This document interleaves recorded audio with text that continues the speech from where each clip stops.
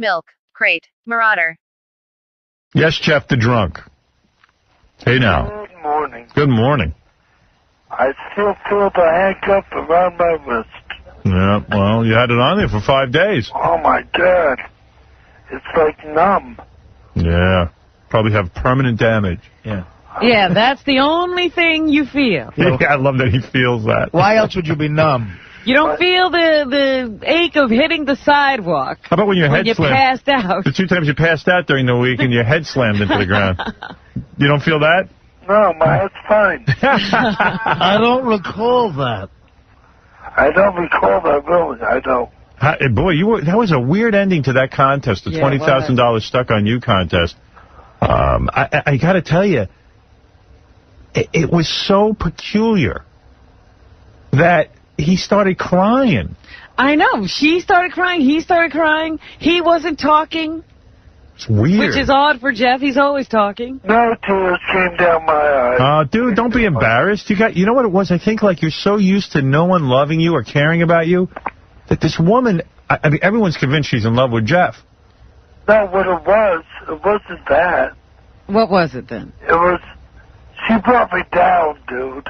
She brought you down. Oh, man. Down. Your usual. How did she bring you down? I'm usually a cheerful person. Oh, no. That bitch brought me down, man. How did she bring you down? She started crying hysterically. But why did you cry?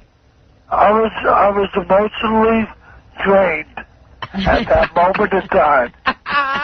Hey, Jenny. Yes. Hi. Hi, good morning, Howard. You cried out in our hall even after you were on the air for about a good 25 minutes. Yes. I know that I wasn't very verbal, and I just had to collect my thoughts since I'm a right-handed.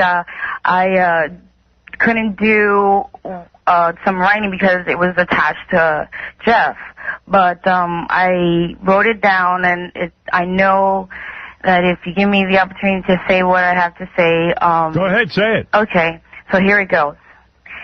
If love, fortune, and fame were personified, and only one is allowed to be invited to your home, who would you invite in? If you can recall the contestants in the panel, some chose fortune. And I asked myself, how long would the $500 last without love? The 19-year-old that snuck in chose fame, and the spotlight quickly faded. I chose love, because when you choose love first, fortune and fame will follow. Jeff, the crew, and the audience being loved came in. So fortune, which was my reward for enduring, I received. And fame is Howard, who I give thanks for letting me have all three. Your audience loves you so much, Howard, and you love us back by giving us all these characters. Wait a second. You now have all three. Wait a second. Mm-hmm. This is BS. No, it's not, Howard. What? I enjoyed it because of love. Why were you crying? And be honest. Why were you crying at the end of that contest? Because, I mean, Jeff was touched by love, and he endured all of this because he did it for you, Howard. Yeah. Oh, he did it for money, too. Well, I did it because I needed the money, and I had to choose love first. That will be followed by all. But what about the crying? What were you crying about? I'd have been so happy to be unleashed from Jeff. I can't imagine. You had the tears over it. The amazing thing was, as Robin says, any normal person would have been so happy to be unleashed from Jeff. You cried out of sadness to be unleashed.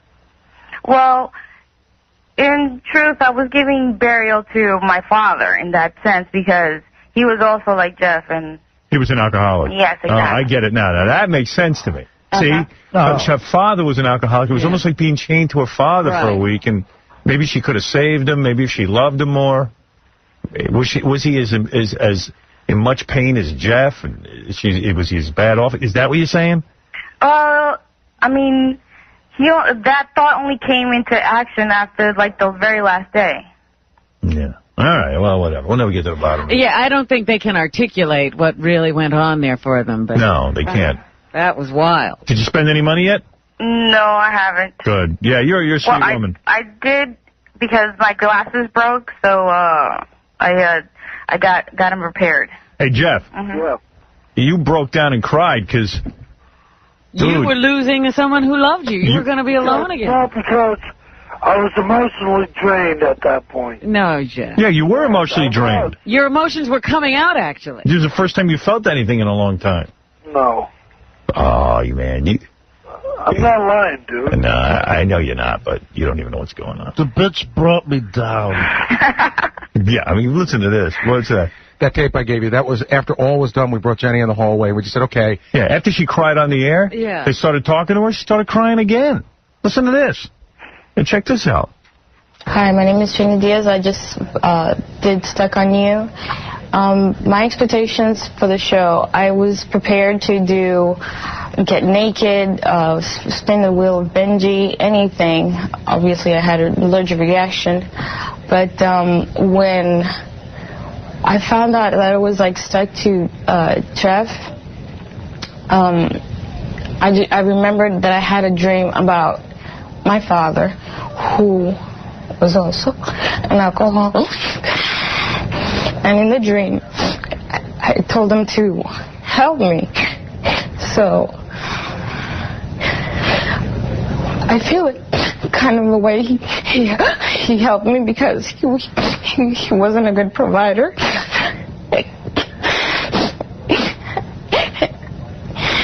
And he died at such a young age, at the age of 52, which wasn't a long time.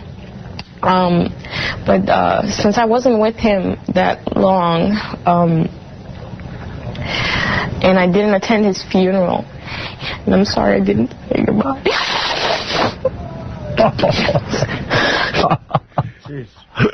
I gotta say one thing. Yeah. She brought you down. I make 52. How old are you, Jeff? 52. How old are you, Jeff? People have been asking me. 36. Wow. Good Lord. 36. Doesn't he look older than that? I was thinking he was close to 52 now. Seriously, I thought you were like 55 years old. I thought he was like 55. Yeah, I would never guess he was 36. I thought I looked bad for 36. 36. Oh, God. 67, brother. What? 67, brother. That's when he was born, 67. All right, we believe you, but it's hard to, I mean, man. You don't think you look 36, do you? No. Come on. All right, anyway, thanks, guys, for checking in with us. Okay, oh, by the way, I'm going to move to LA now. Yeah, right. Take care, I love you, Robin. I love you. We love you. Okay, bye. All right. Hey, Howard. Yeah, brother. Could you do me a favor? Haven't we done enough? What else do we need to do for you? No, would you just play that Christmas song I did? I want to get on tape, that's all. What? What song did he do? You mean the one you did in here? Yeah. Oh, we don't have that. We don't? I mean, not right here, do you? That was kind of funny. I'll go look for it, Jeff. Okay, Howard. All right, bye. Thank you. Thank you. Later. He needs to get that on tape. I remember the list that Isaac said was important to him. Karaoke was one of the most. Yes, karaoke is the most important. Alcohol, cigarettes, and karaoke. Howard Stern. Oh, wait, that's the wrong thing. Right. So Jeff being the drunk.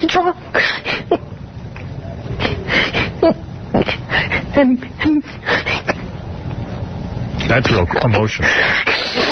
And the money was like, I'm saying goodbye now. Wow. This contest brought out a lot in her. I'm telling you. See how I help people, Robin? It brought out all the feelings about her dead father. Yeah. How could that girl bring it down? You gave her $20,000. That's how you helped. I'm a genius. I'm a regular L. Ron Hubbard. Thank you. Thank you, Jeff. And I hope that all goes well with you from now on. All right.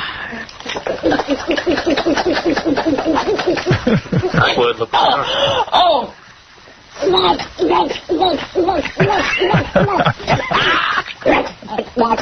Backwood, look where we are.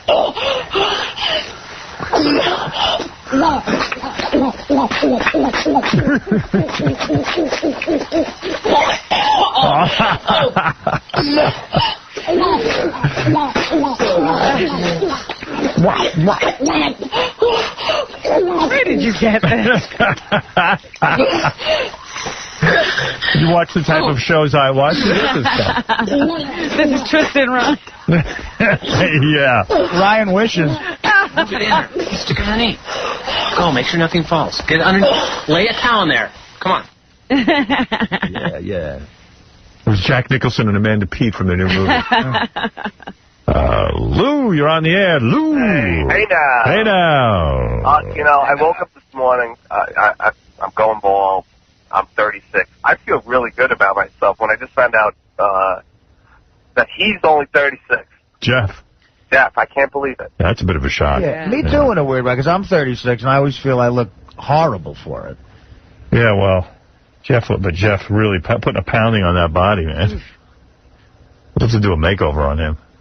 Yeah. You know, like get him off alcohol and cruise him up. You're talking the impossible. Yeah, the impossible. You little bitch. What are we doing next, Casey? Is this Jeff Curro? Jeff Curro has prepared a song for the 2000th episode, and I have to laugh because I saw that when they were working on the music, we had a choice of either I've Been Working on the Railroad or God Bless America, because they're the only two songs that you can get for free. Because there's no... So we're sparing no expense for the 2000th episode. I said, oh, how exciting. Cheap asses. All the live long. You've been on a lot of E! shows, Jeff. Have you ever added up how many? I think about 8. Oh, 8. it's got to be more than that. 8. What about your great... You haven't even aired yet where you're stuck to the girl's side, have you? Right, no. And that's going to be great. How did he say only 8? He's been here a lot. Because the guy's an alcoholic and has no idea what he's saying. I think it's 8. I swear to God, I think it's 8. Well, I know you're going to do a song. Someone told me you were with a hooker last night in a cab. Yeah. How'd that happen? Where'd you get the money for that? Well, I just paid her. Well, she said it cost me like $35. For oral or full sex? Yeah, for oral. In a cab? You're in a cab. No, this was before we got the cab. All right, so you met her on the street. Yeah. And she said to you... right when I got off the bus, as a matter of fact. You sure it wasn't a guy? No, it was a chick. It was? How do you know? Because she showed me her boobs. That doesn't mean nothing. Guys can have boobs. Yeah, she... Don't believe me, she was a chick. Let's hope. No, dude. So you were there, were you buzzed? Yeah. Okay, so you said, hey, I'm really horny, I need a woman? Yeah, I was like... She's like, you want to go shoot pool? Buy me a beer? I said, yeah. So we walked around the corner from the bus station, got her beer. Then she's like, let's get a hotel room. I was like, yeah, right. I'm like, how much is that? She says, $40. I'm like, through my wallet. I don't have $40. She's like, well... What a negotiation. Man. Yeah, she's like... I'm like, but I'll still give you 20 just for the hell of it. For oral? She said, no. No, for nothing. No, for nothing. I was like, here's 20. I feel bad for you, you know? You feel bad for her? You feel bad for her. Wow. You should have been giving him money. And she was like, are you sure you don't want a BJ? I took her to her house. So when you gave her the 20, she said, you sure you don't want oral? Wait. Say the word oral. What? Because I think it's okay. I don't know. You know, what's going on with the FCC now and the station being all paranoid? FCC. All I know is, so a kid christens me tape the other day. He goes, how the hell Imus is on the morning using the S word. Used it. Just said, hey, he was upset. The dude is upset. First of all, here's my theory. If you're like Imus and you have no audience, the FCC doesn't care. Right. There's no point in going after you. And I think because he has politicians on, they just look the other way or something. But nobody listens to the show, so maybe nobody heard it. I wouldn't know about it, but he used the S word. He goes, hey, man, this is bull S. Really? Yeah. Right out there on the air. Dropped it out there. Hey, Robin. Then those guys, Don and Mike in Washington, went, hey, how come Anus can use the S word? I guess they talk about Imus. I don't even know that they know him, but they evidently act like they do. And they said, how come he can use the S word? And they just went SS twice. And now the FCC is so crazed, they're going to go back 2 years ago and try and find the stations when Bono said the F word. So, like, You know, you're going to start targeting people. You got to target everyone. Right. Crazy, if it's wrong, it's wrong, period. Yeah, I mean, those... It's not wrong for some people. Yeah, I don't get it. I agree. It's real weird, so... I mean, I don't know what's going on with all that. And then if I put the letter B next to the letter J, there's some problem. I don't know. It's just, it seems to be me and if some guy goes completely crazy and starts going overboard and having, like, people banging. Right. You know. In a church. Yeah, and then Tom's running around with this 500-page document he wants everyone to read from the government. Everyone. Hey, you know, Imus just laid it out there, the S word? No, he didn't. Yes, he did. I got tape of it. I'm going to play it for you. I'll play it for you after the show. Okay. But no, what happened was, did he say it? Yeah, but it never went out over the radio station. The radio station edited it. It was the simulcast on MSNBC. Oh, okay. So then... That's where it went out. Oh, I see. Not on fan. And then Don and Mike said it twice. Where were they? They're on the radio. Where were they aired? Yeah, they said it twice. Just like that. What's going on? I think if they said it twice, then something bad is going to go on with them. If the company is going to not allow Janet Jackson to be on the Grammys, why is Don and Mike working for the company? I can't answer that. They intentionally went on and said the S word twice. I don't get it. I mean, what are we doing? Are they crazy? How come we're sitting here looking at Tom every second, and they're down there saying the S word twice? Nobody's watching them. Because the guys who don't have any ratings can do whatever they want. You don't have to have Tom and Dead Air Dave sitting there with them. There's an editor down there as well. That editor ain't doing nothing, man. He's asleep at the wheel. And when this guy says B and then the other letter... Is that bad? Is that bad? I don't even know. I don't think... That's okay, yeah. No, that's bad. Oh, that's bad. You can't do that? Yeah. No. I mean, in the context... Oh, see what I mean? I can't say that, but these guys are using the S word. Hey, it's tough. I mean, it's really, really tough now. Tough for who? For everybody. So I can say the S word now? No. Those guys are saying the S word, so why don't I say it? Because I'm going to say it now. Right now I'm going to say it. He's going to edit it. I don't care. I want to say it. Don't say it. I want to say it. Don't. No, you're too responsible. You're too smart. Show me your penis and I won't say it. No. All right. For the 2000 Z show. All right. We've spent enough time on this. I tell you, someone better get a big meeting together, everybody, and figure out what the standard is for the entire company. I can tell you, I think it's being dealt with. And I think this Janet Jackson stuff is BS. Did you see the story today about NBC? What happened? With Bono. Yeah. No, with ER. Oh, yeah, right. They were supposed to show an old woman's breast. And they're not going to. And they're not going to. Right. Well, you know what? A lot of shows... It's after 10 o'clock. It just shows you how much pressure there is and how much of the broadcasters, but why are we not fighting it? Why isn't anyone, I know what the FCC does. They do what they did to that Russian businessman. They say to the stations, okay, you fight us on it, we're going to take away your licenses. Yeah. They basically blackmail. You won't be able to do business. But they was pointed out on, like, CSI and stuff like that. I don't know if CSI, but some of these medical shows, they show a dead person's breast. Mm-hmm. But that's okay. But it's not a real dead person. It's a living person playing a dead person. I mean, it depends on what time. I mean, the ER thing was after 10 o'clock, so I mean, that's supposedly within the safe harbor, but they decided because of the pressure not to do it. I think Colin Powell's kid really wants to make his own mark, and I think this is an easy way to do it. I think he's making it, yeah. He's making a big noise now. Now he's all upset about the standards. Everybody's all shaking up. How could anybody be upset about a breast? I don't even get it. I understand. An old lady's breast. I don't either. I understand. That is offensive. I understand on the Super Bowl, people are watching that, and they don't expect that kind of thing, okay? So, all right. But you're going to fine a station? $27,000 each? I don't understand how the individual stations are at fault when they're taking a network feed that's been, Because the rule is... Because I was waiting for to say the rule is that each station is responsible for what they broadcast over their air.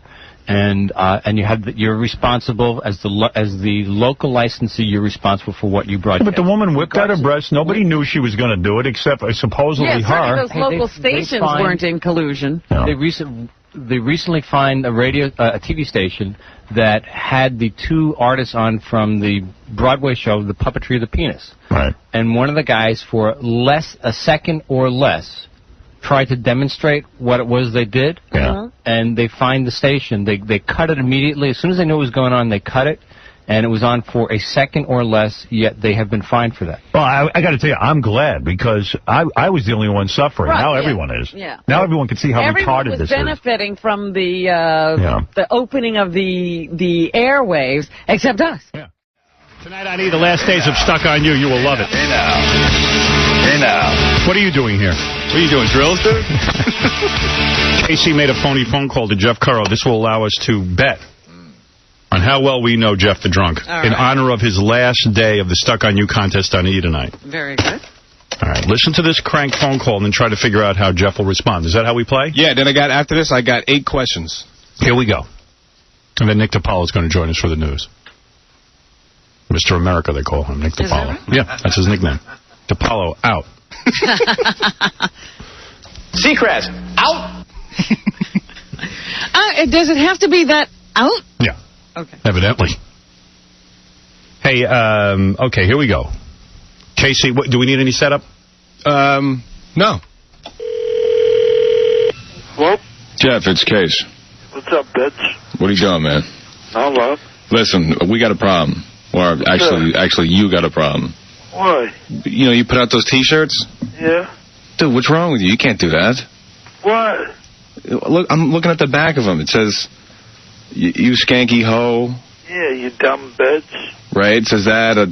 My God, yeah? Yeah, dude, you can't put a T-shirt out with those on it. That's Howard's intellectual property. Oh, I didn't know. Intellectual property. Oh? Dude, what are you thinking? What's wrong with you? I don't know. I thought it was all right. No, you can't. Now. Okay. I got a letter. Oh. From the CBS attorneys, the Infinity attorneys. Oh, my God. A monetary injunction.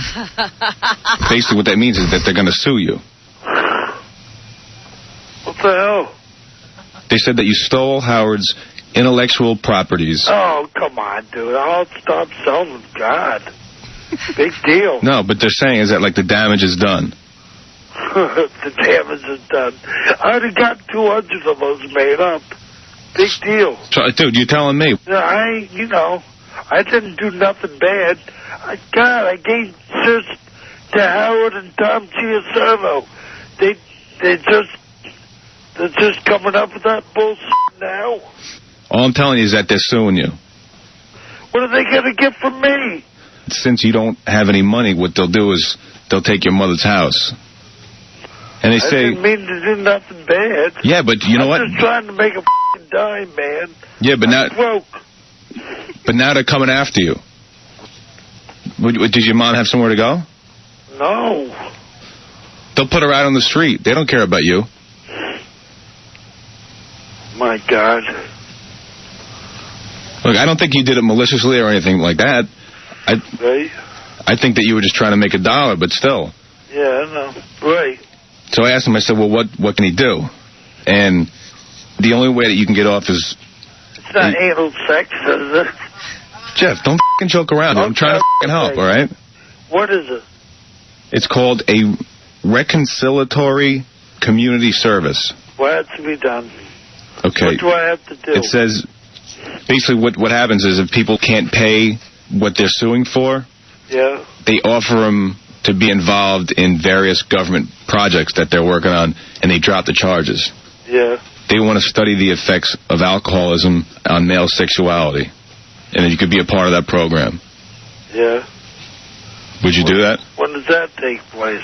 They said they would drop all the charges if you were to remove one of your testicles.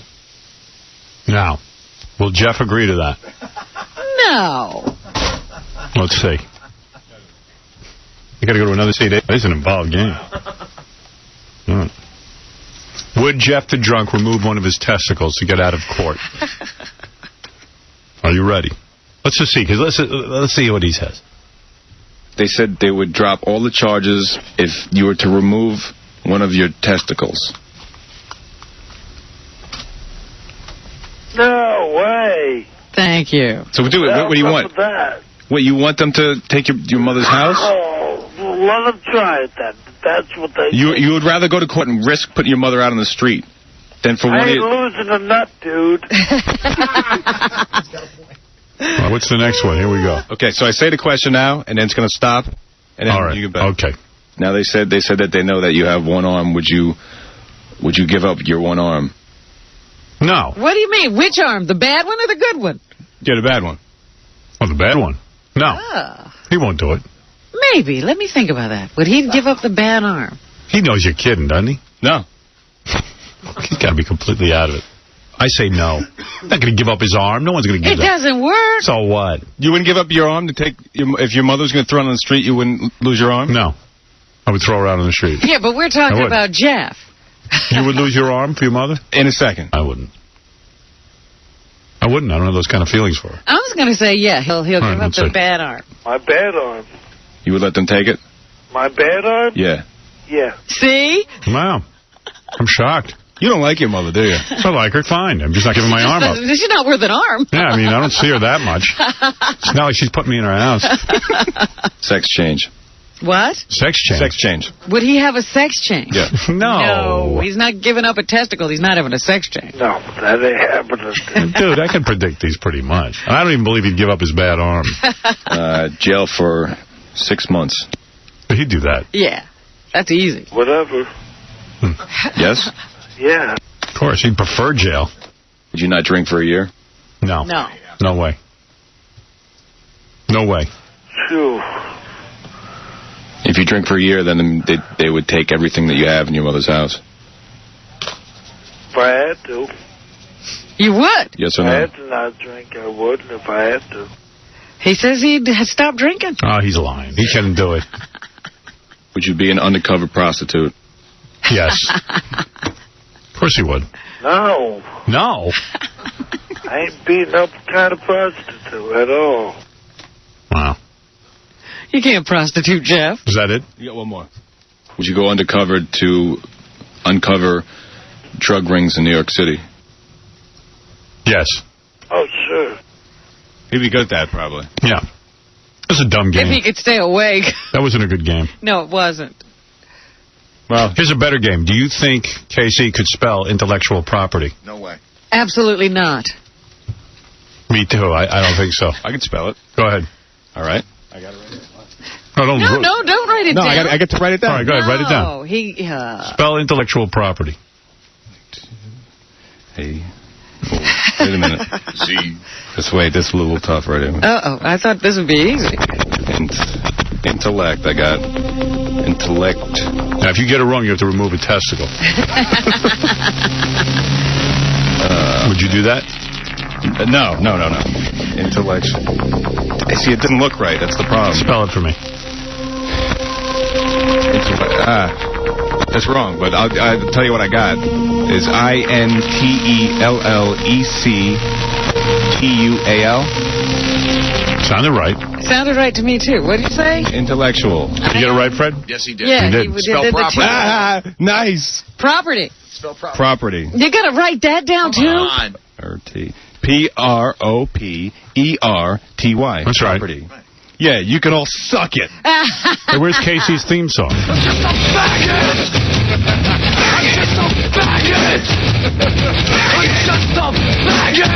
That's a good song. I didn't know that was your theme song. Seacrest, out. Oops. Spell definitely. All right. Damn it. All right, who cares? DEF. Yeah. Definite. So if it was definite. DEFINA. No. DEFIN. What is he trying to spell? I missed the word. Definitely. Definitely. Yeah. Definitely. Seacrest, out. What? Definitely. This doesn't look good. DEFINATELY. Wrong. You got it's an I.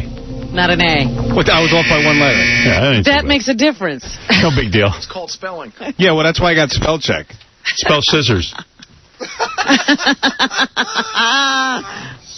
It's like scissors. It's like scissors, yeah. Scissors. Scissors.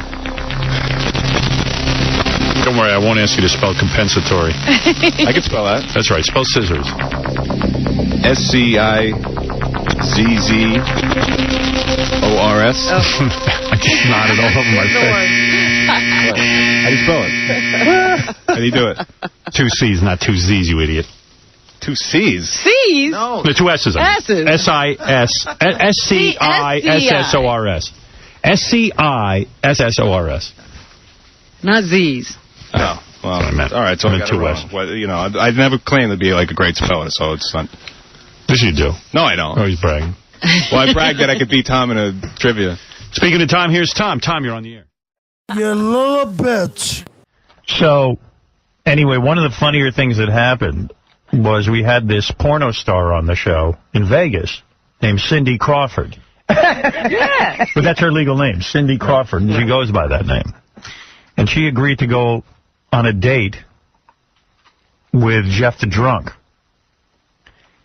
And well, she lost the bowling competition. yeah, right? so she agreed to go on. All I know is they actually ended up having sex, and I guess the date worked out. Yeah. And then this is the sound of Cindy Crawford after having sex with Jeff the Drunk. Okay. Literally. This is right from the tape. I'm not kidding. No.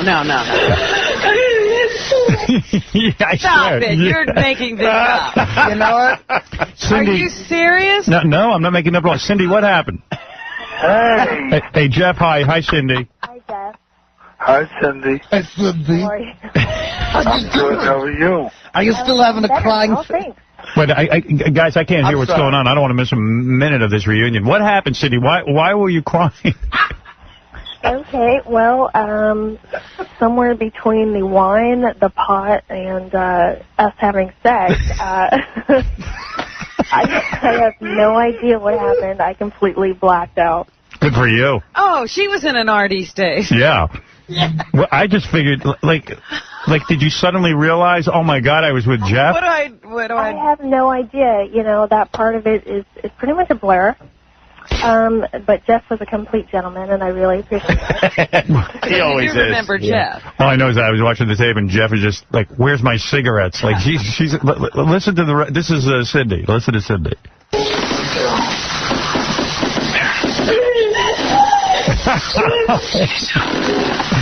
I've had women do that, but I never had it on tape. Yeah, that's so mean. What? I was completely blacked out at that point. Wow. You guys must have drank a lot. I can't blame you. I guess if I was having sex with Jeff, Wouldn't you drink a lot? I would drink a lot, too. Was he bad in bed? He was okay. Oh. As far as I remember. Hey, Jeff, you just got an okay. Hey. That's right. That's a miracle. Right. I'm okay. Cindy, how does he make love with that bad arm of his? Like, can he get on top, or? I do believe he took it out of the sling. Oh, you mean his arm? Yes, he took it off. Wow. But it doesn't do anything. Yeah, I'm wondering if he had sex with his arm. And will you be dating again? Will you guys go out again, or is it a one-shot deal? We'll pay for it. What, Cindy? It depends. You would actually go out with him again?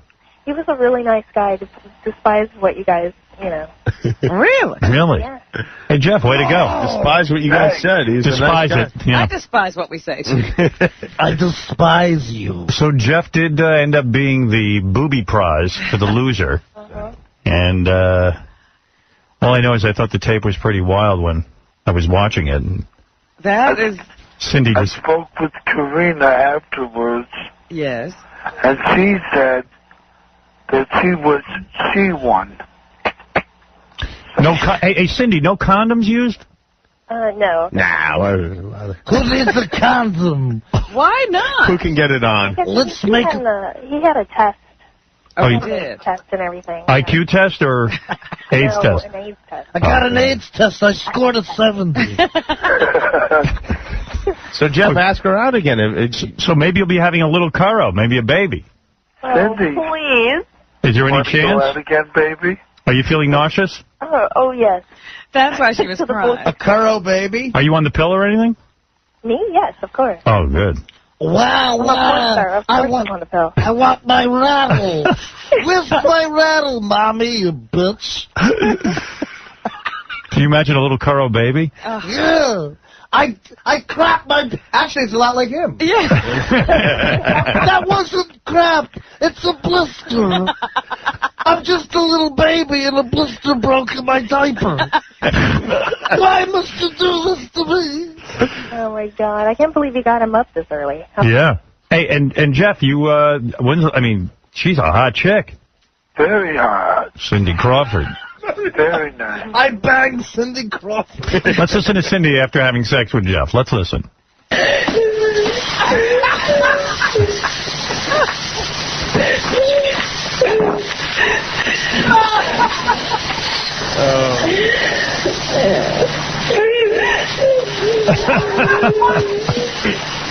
The inner mind of every porn star.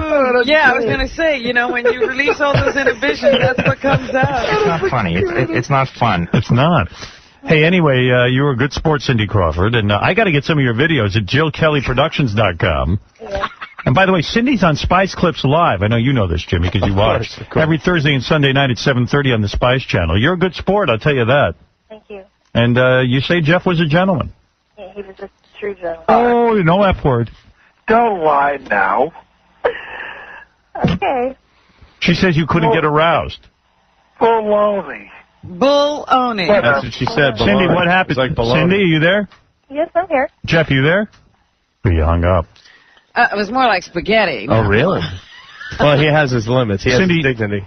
Cindy, you're saying he didn't get aroused? I think he drank too much, actually, so... Impossible. So what did you, you guys just sort of... Like something happened, but you know... We just kind of, flopped around. Is that why you were crying? No, I was crying because I was blacked out at that point. I have no idea what happened. Don't lie, bitch. But you do remember that he wasn't aroused. How can he say bitch on the air? Who? Artie back there. No, you're allowed That's to say... in your head. He didn't say that. That's one of the few things he can say. I can say it. Oh.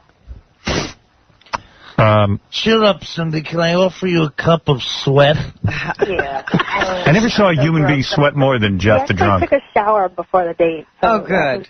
That was nice. A cup of sideburn sweat. So you don't... You had like a lesbian experience with Jeff the drunk. Yeah.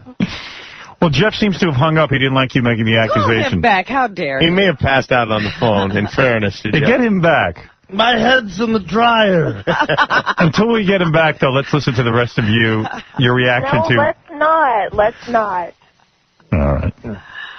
I went through it, honey. You're hearing the rest of the tape. This is everybody's got to listen to their tape. Be nice. Right. Robin. Oh, sorry. Thank you. Hey, Jerry, you're on the air. Hey, Howard. Hey, what's up? Have you guys even talked about it? Wasn't this chick on that quarantine list for sleeping with that dude, like a second generation? No. Were you ever on the quarantine list? No, I was not. Oh, okay. I'm HIV positive. I caught AIDS from Cindy Crawford. Nice. Well, here's Jeff. Jeff, why'd you hang up? I drank too much. You freaking passed out, bitch. I didn't. She says you never got fully aroused. Well, how would you know? I guess. Freaking comatose. Who else would know, Jeff?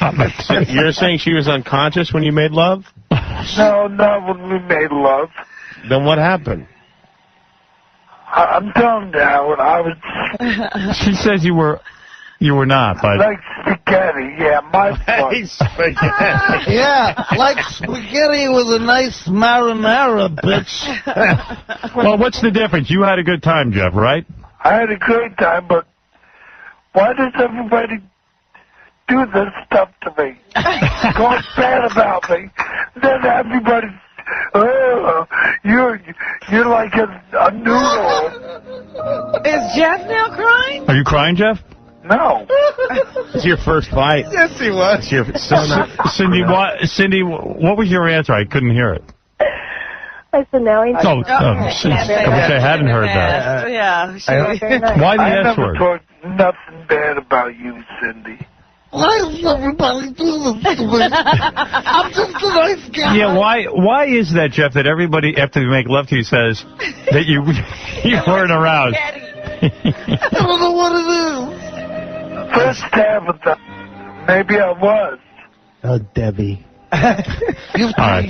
Anyway, Jeff, congratulations to you and Cindy Crawford. We'll check you out at JillKellyProductions.com, and I thank you for being on the show. Thank you, Cindy. Thank you, Jeff. Thanks for the whole service you. As always.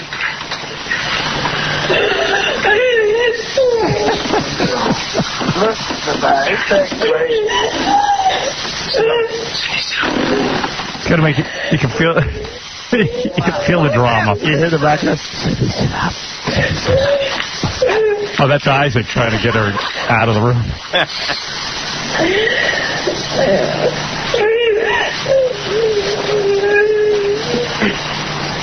They should leave that on all porn videos. The aftermath. The crying. The crying in the credits. All right, Cindy, thank you, Jeff. Yeah, thanks. Thanks a lot. Yeah, thanks for ruining. Well, you had a great date with a beautiful girl. Yeah, but you talk crap about me. That's so what. That ain't cool. Hey, Cindy, by the way, you're a very beautiful woman. Thank you.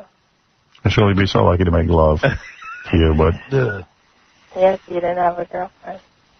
I'm not kidding. I would have liked a nice threesome between me, you, and Jeff. You'd like to have heard those sounds after you had made love to Cindy. Yeah, I've heard those sounds.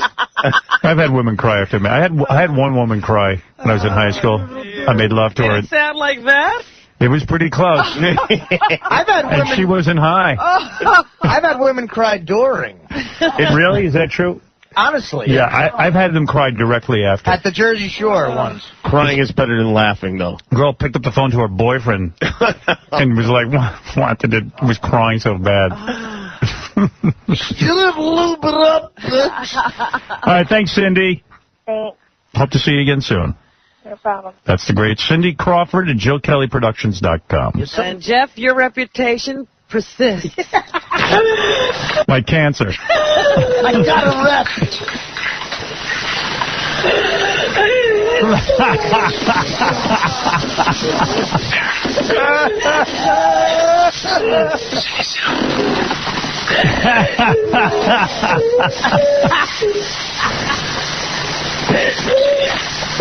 Wow. What did I do? What did I do? It's like De Niro in Raging Bull after he threw that fight. Like, what did I do? What did I do? Calm down. We're bringing Beetlejuice in next. Who, me? Do you think Jeff thinks it was the Cindy Crawford? We told him, yeah. You little bitch. Jeff the Drunk, you're on the air. Yay. What's up? Why do you guys always do that? What did I do? Make everybody talk bad about me. I made her talk bad about you? I got it on tape. She was crying after she had sex with you. You always put me in a bad light. It ain't right, Howard. Well, then don't come on the show anymore. If you don't like the way I treat you. All I know is I got you laid, and this is the thanks I get? Take you to Vegas? And take you to Vegas? Shame on you. Now, you apologize to me right now. Oh, yeah. You better apologize, or else I'm cutting you off. You begged to go to Vegas, and now we did something bad to you? Not to mention the fact that you weren't drunk during the segment I used you in. Sorry. Say, I agree with Jeff. There was no reason. All night. I drank myself sober. Jeff, I agree that Howard and Artie and Robin were very cruel to you. And you know what? I mean, you met a beautiful woman, and you tried to make love. You know, to her. I know you're trying to be funny, but let me say something about this guy who is so ungrateful and whiny. And this is why we should never take him anywhere. There's no one on this planet that gives a damn about this guy, does a nice thing for him. Or does anything for him. And now I know why. Because if you do something for him, all he does is whine and cry and bitch instead of saying thank you. I haven't heard a thank you yet. Oh, man. I had the greatest time of my life. So then what are you crying about? Then I come home. Oh, here we go. Wah, wah, wah. No, listen. So the chick said you didn't get aroused. Who cares? What do you care? We didn't make anybody do anything. We don't know the story. We're sitting here asking questions. All I know is the girl slept with you, and this was the tape of her after she slept with you.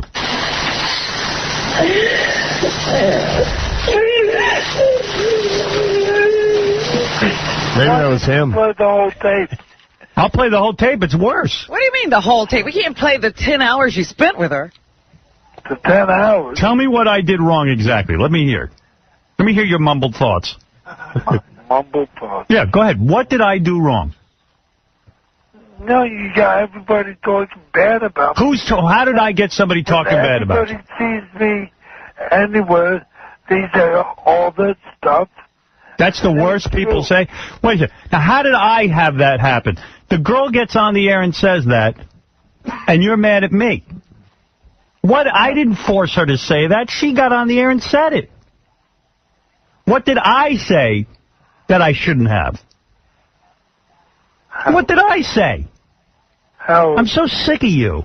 Well, you were insensitive. You don't know how he gets when he's in that position. You've never been with him. You can't make up these You have stories. to have sex with him. If I have sex with you, I'll decide. Back it up. I'm sick of you showing me the bad light. What, we should create an image for you? And I love that you're worried about being seen in a bad light. You're drunk 90% of the time. You smoke inordinate amounts of weed. You wear a sweaty cowboy hat. Nothing you do puts you in a bad light. You're overweight. You're stumbling in the streets, and you're worried about what I do to you? Yeah. Don't forget impotent. I'm the one? Really, what are you doing? I work hard. And who else is taking you to Vegas and hanging out with you? No one. No one. Exactly. So, call your real friends and whine to them. Now, apologize to me quickly. I apologize. Thank you. All right. Won't happen again. Thank you. And you know what? All I did was get you laid and take you to Vegas. Thank you so much. Sorry. Jeez. Anyway. Boy, is my face red. Get off this phone. I apologize. Please forgive me. You're forgiven. Goodbye. Goodbye.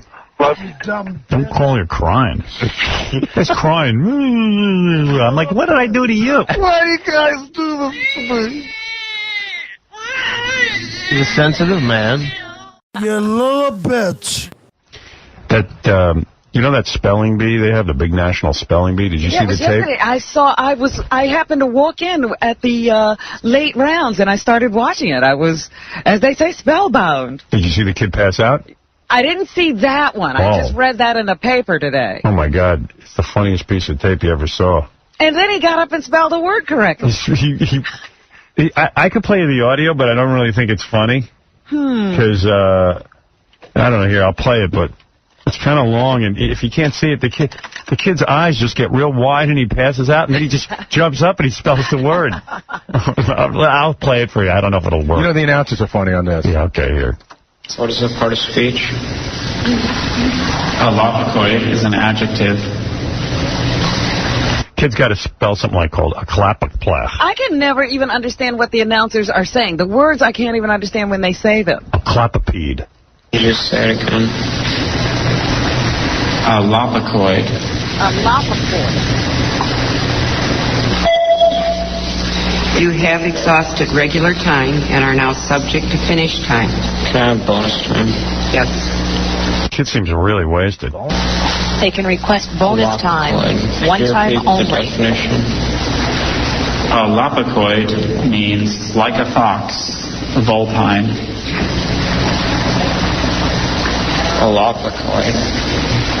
Oh, my God. Kid just went down like Jeff the Drunk, like right out. Just boom, bam, Whoa. bam. Oh my God, Alopecoid! Thank you for I can Alopecoid. Wait, so now he's down. Wait. I've never seen this happen. The poor gentleman, he's Poor gentleman, the kid's like 9. Oh my God. He's no gentleman. The young man apparently has fainted on stage. I think he's okay, but they did stop the clock. Oh, thank God. Alopecoid.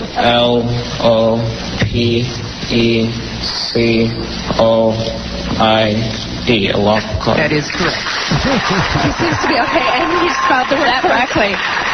Way to go. Well, that's like when a football player fakes an injury to get some extra time. Yeah, they stopped the clock. Did you use Alopecoid or something? Okay. You're a big jerk, and you don't know what Alopecoid means. Nice. How's that for a sentence? Oh, my effing God. You're a drunken cowboy hat wearing guy. And Lapapoid. A-P-S-3-X-M-O. the man has come out of coma to spell Alapacoid correctly.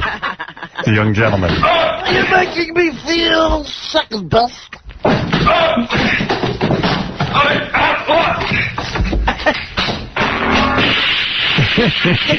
The kid did kind of look like someone getting a sobriety test on the side of the road. He seemed real out of it, man. Yeah. Okay, Mr. Curro, could you spell Lapapoid? Oh, no, I can't. Why do you do this to me? I can't spell Lapapoid. I don't know what to say. I think you guys are killing me. My boil just bruised. Who can spell a Lapapoid with a bruised boil? Oh, man, a lot of pressure on those kids. Oh, God. Can you imagine? Well, the parents, too. If you ever saw that Spelling Bee movie, the parents are like, the Indian dude, he's like, you must very well correct. You must. That Indian dude had another son in the contest this year. Oh, yeah? Maybe that was him. This kid looked kind of Indian. You must spell. Could have been. You must spell a Lapapoid. Get the hell up. Get the hell up, you. You're a slave driver. What you telling me? No, I can't do it. I can't believe Indian people are driving me crazy. I just want to have a beer. I want to have a beer and he's making me spell a Lapapoid. The hell's a Lapapoid mean? I don't know what Lapapoid. I wonder if those kids even know what I don't know. It's just weird. You know, because I watched so much of it, they'll usually ask for several pronunciations. Yeah. They'll ask for derivations, and then they'll ask to have it used in a sentence. Yeah, that wouldn't help me. To buy time. They go, like, I have no idea what the word is, and they'll go, I need the root meaning, please. What's the derivation of it? You little bitch. Jeff the Drunk, you're on the air. Hello, Howard. Hey, man, what's up? How you doing? All right. So Pam's coming in tomorrow, huh? Pam Anderson tomorrow. I think I would like to meet that. Yeah, well, so would a lot of Boy, guys. I don't think she's up for that. Me neither. I think I deserve it. I can't come down? Nah, not tomorrow, man. We got a busy show, and I have my own agenda with that woman. Oh, okay, then. You know. Although she did tell me she wants to go out with a drunken hand stamper who works at a pool in the She summer. needs a guy who has more time for her. Yeah. I lost that job. Why do you people do this to me? Did you lose the hand stamper job? Yeah, a long time ago. I didn't know that. They couldn't get there. They got someone with 2 working arms. Bitches. Why They did got fire someone you? who had a driver's license. Oh, that's what it was. Yeah, was it his fault he couldn't get to work? They got a non-alcoholic who wasn't a freak. They weren't willing to help him get to work. It's kind of hard to get a cab to a job stamping. I guess it's hard to really put up a fight when, you know, you're in a job that anyone is qualified to do. Anyone with motor skill. My mom said I could go. What did that pay, by the way? Easy. Hey, what's with the F word, dude? You know the rules. Well, it's a pizza crap job. All right, but don't take it out on my show, dude. Buddy? All right?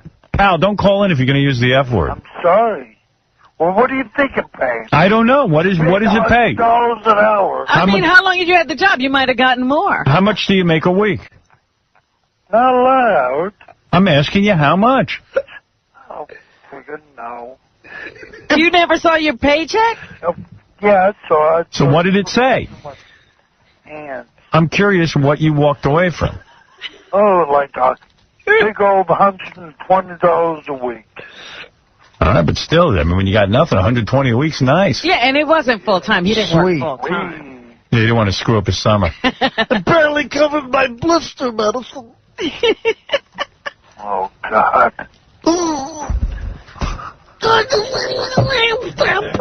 Did you beg him for the job back? No, didn't even ask. Wow. How did they tell you? Who fired you? No one. It was the end of the season.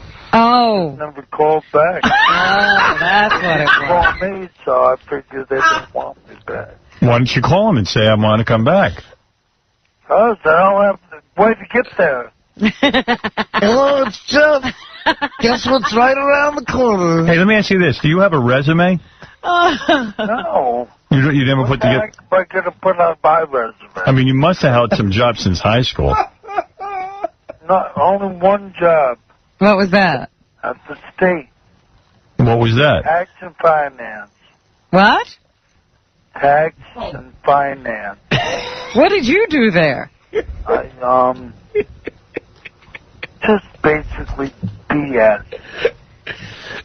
Why don't you tell us what you did? Okay, every tax form, I had to check every document to make sure that line 17 was filled out.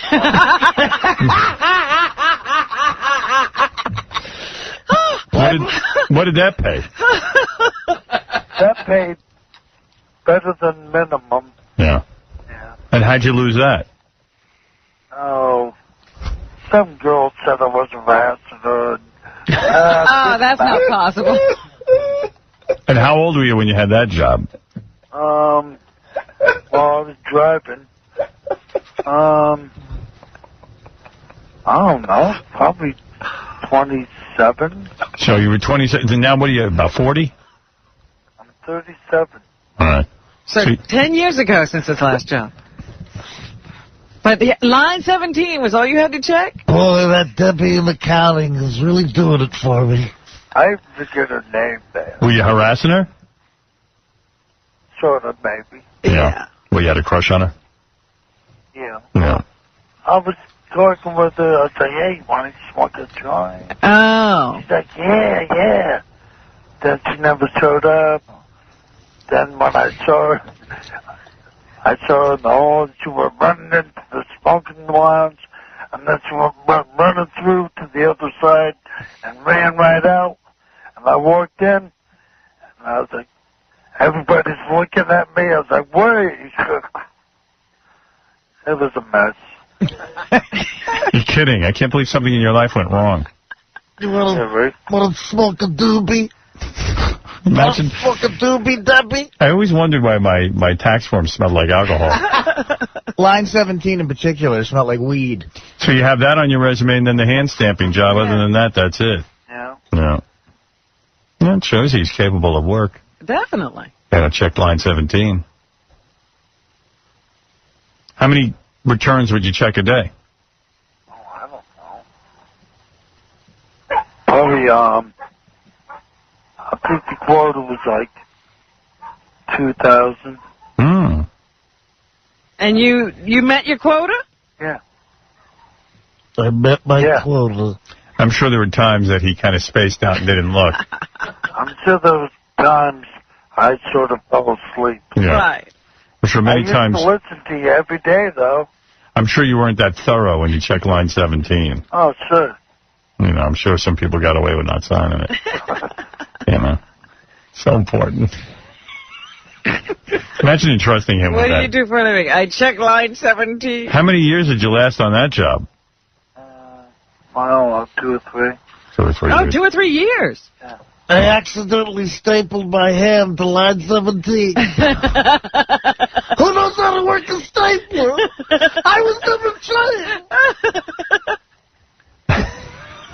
I faxed myself, to be honest. Did you wear a suit? No. What'd you wear every day? Whatever you want. No. Casual. So you dressed sort of like you do now. Yeah. Casual fly. What, with a big greasy head with a big cowboy hat? And that sling? I did. And that big sling? Big dirty sling. I usually began sweating halfway through my shower. Big filthy sling and... I'm here. I went with the stained shorts today. It's my favorite ensemble. And were you like an alcoholic back then even? Yeah. Yeah. Oh, jeez. Imagine. So you were late a lot of times and all that. You had to be the office joke. Oh. Checking line 17 brings a lot of stress. And this was probably the first time he talked to this girl, and she considered that harassment that he would even talk to her. I even forget her name. Yeah. Funny thing with love. Her name was Plaintiff. That's a good one. All right, bro, I got to go. Curro talked me into I gave him my Yankee tickets. Did you? Drunkenly, I promised him Yankee tickets in Vegas, and I forgot about it, so he kept calling me to get them. Wow. So he's going to my seats. Oh.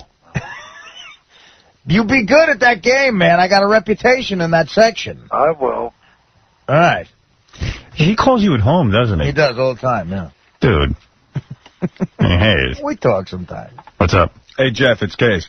Hey, are you going to complain all day? Are you going to call like 5,000 times because you can't come up tomorrow? Once. Because you're gonna complain because you can't meet Pam Anderson? No. All right. All right, so I'm going to hold you to that because he says... No, everything's cool. All right, but you know we didn't promise you that. Lie, but I don't see any... there was a lie? Oh, because he keeps going around saying that we promised him he could come up when Pam Anderson was here. And we said no. That's not true. No, last time, Casey said, I promise you, Jeff, next time Pam's in town, we'll have you in to meet her. Never said Oh, well. Okay, but hey, whatever. You should call Casey then. Yeah. Not true. No, I'm not going to call. All right, we'll see. He meant when we have Pam Grier in, you can meet her. Whatever, dude. I might have said, yeah, I'll pitch it at the meeting, Jeff, but I never said, yes, you can come on. Hey, when you did that accounting job, did you wear that big cowboy hat every day? Yeah. So it's the same Jeff. I'm checking line 17, partner. I'm a cowboy. I'm a cowboy, baby. What's with the cowboy hat? I mean, like... Ask him and Imus. What's the cowboy Yeah, what is it? A big, giant hat. Like, it's a big old hat. Yeah, Imus, too, thinks it's cool. I'm a cowboy. Because Jeff's not riding anything. But, like, neither, believe me, Imus doesn't need to wear a cowboy hat on TV. To me, cowboy hat equals retard. Right. It's a look he's affecting, and I don't know why. I mean, it's a big, giant hat. It's a lot of hat. It's a whole thing. Imus is wearing his hat. I'm a cowboy. Must be a whole big deal when he goes to pick a hat, too. Yeah. I don't think Jeff's changed his hat in 10 years. Well, yeah, but I'm I have a new hat for Pam. Oh, really? A Stetson. Hat. Even the word hat is funny. You know, like hat. Wearing a hat. I'm sure Imus has the store closed when he's going to come in. I'm coming, hat. I autographed my T-shirt for her. I'm looking for a cowboy hat. I'm going to need to close the store down so I'm not disturbed. Me and Deirdre are going to have Deirdre. Me and Deirdre. Because Deirdre needs a cowboy hat for the shoot. I don't think Deirdre wears the cowboy hat all the time. As religiously as he does. No, but she wears the buckskins. And the turquoise. So they probably have to go and get completely outfitted. She wears the turquoise. Turquoise. And she cleans the jewelry in the kitchen. Hey, tomorrow remind me to play that Imus bit again where he talks about his wife and that cookbook. I got to listen to that again. Deirdre, get me my big hat. I'm taking on Chef Ron. Why are you into... Are you a cowboy? I'm into cowboy music. So you have to wear a hat. I like country. Oh, Robin, I have a song for you tomorrow, too. Oh, well. Oh, well. Save it. The house next to me's been bought. They claim to be wild Indians, but they're not. I know that they are colored people. My cowboy hat is stained. Ronnie made me leave the green room. I don't have anywhere to stay. You're making me feel second best. All right, man, I got to go. Take it easy. Take it easy, bro. He's upset, I guess. I know. Oh, yeah, he's bummed. He's going to start crying. Bummed big time. Because he wanted to come in for Pam Anderson, but I think it'll be a bit much. You know? He's going to be wasted, and we're going to get all distracted. And what is he going to do? He's not really going to add anything. He's not going to do anything. Well, what's going to happen? It's going to be funny. Just stand there and stare at her. I mean, it would be funny. Or Dear.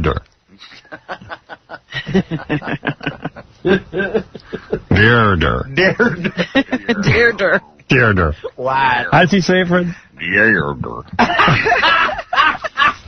My wife, Dearder.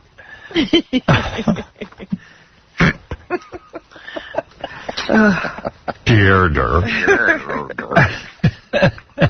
Don't you dare say nothing about my wife, dear.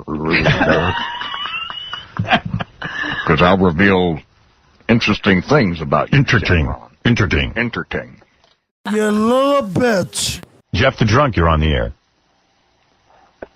Hello? Cock-a-doodle-doo. Yes? What's up?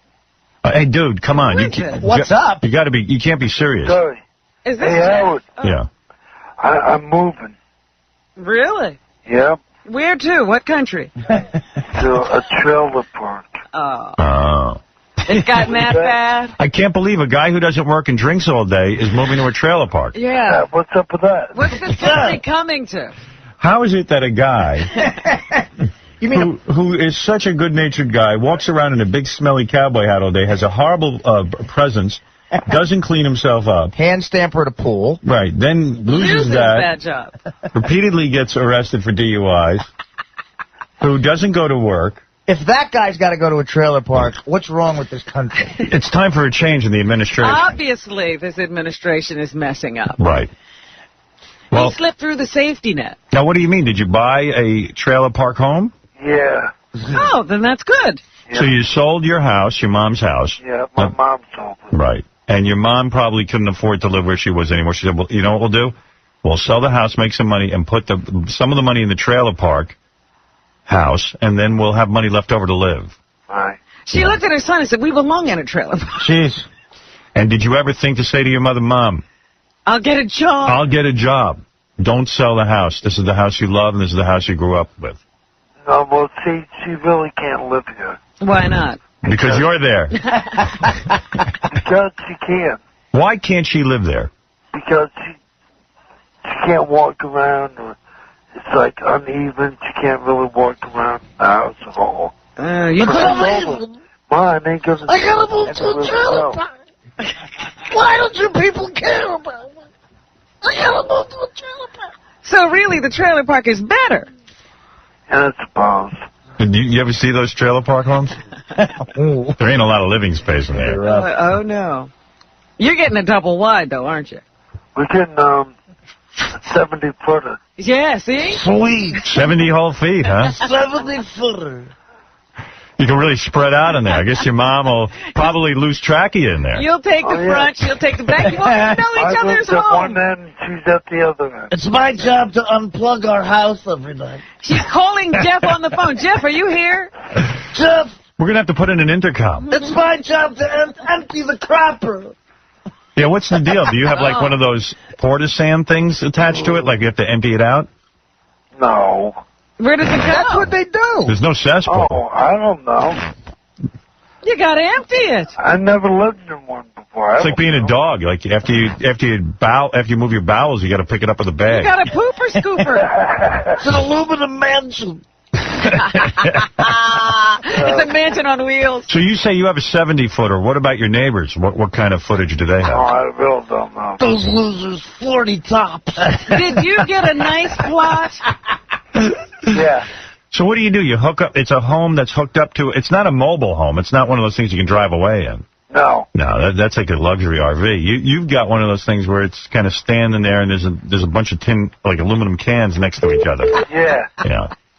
But they still keep the axle and the wheels, don't they? So you could go if you. Yeah, you could go. Today a trailer, someday a Winnebago. So how many bedrooms in this thing?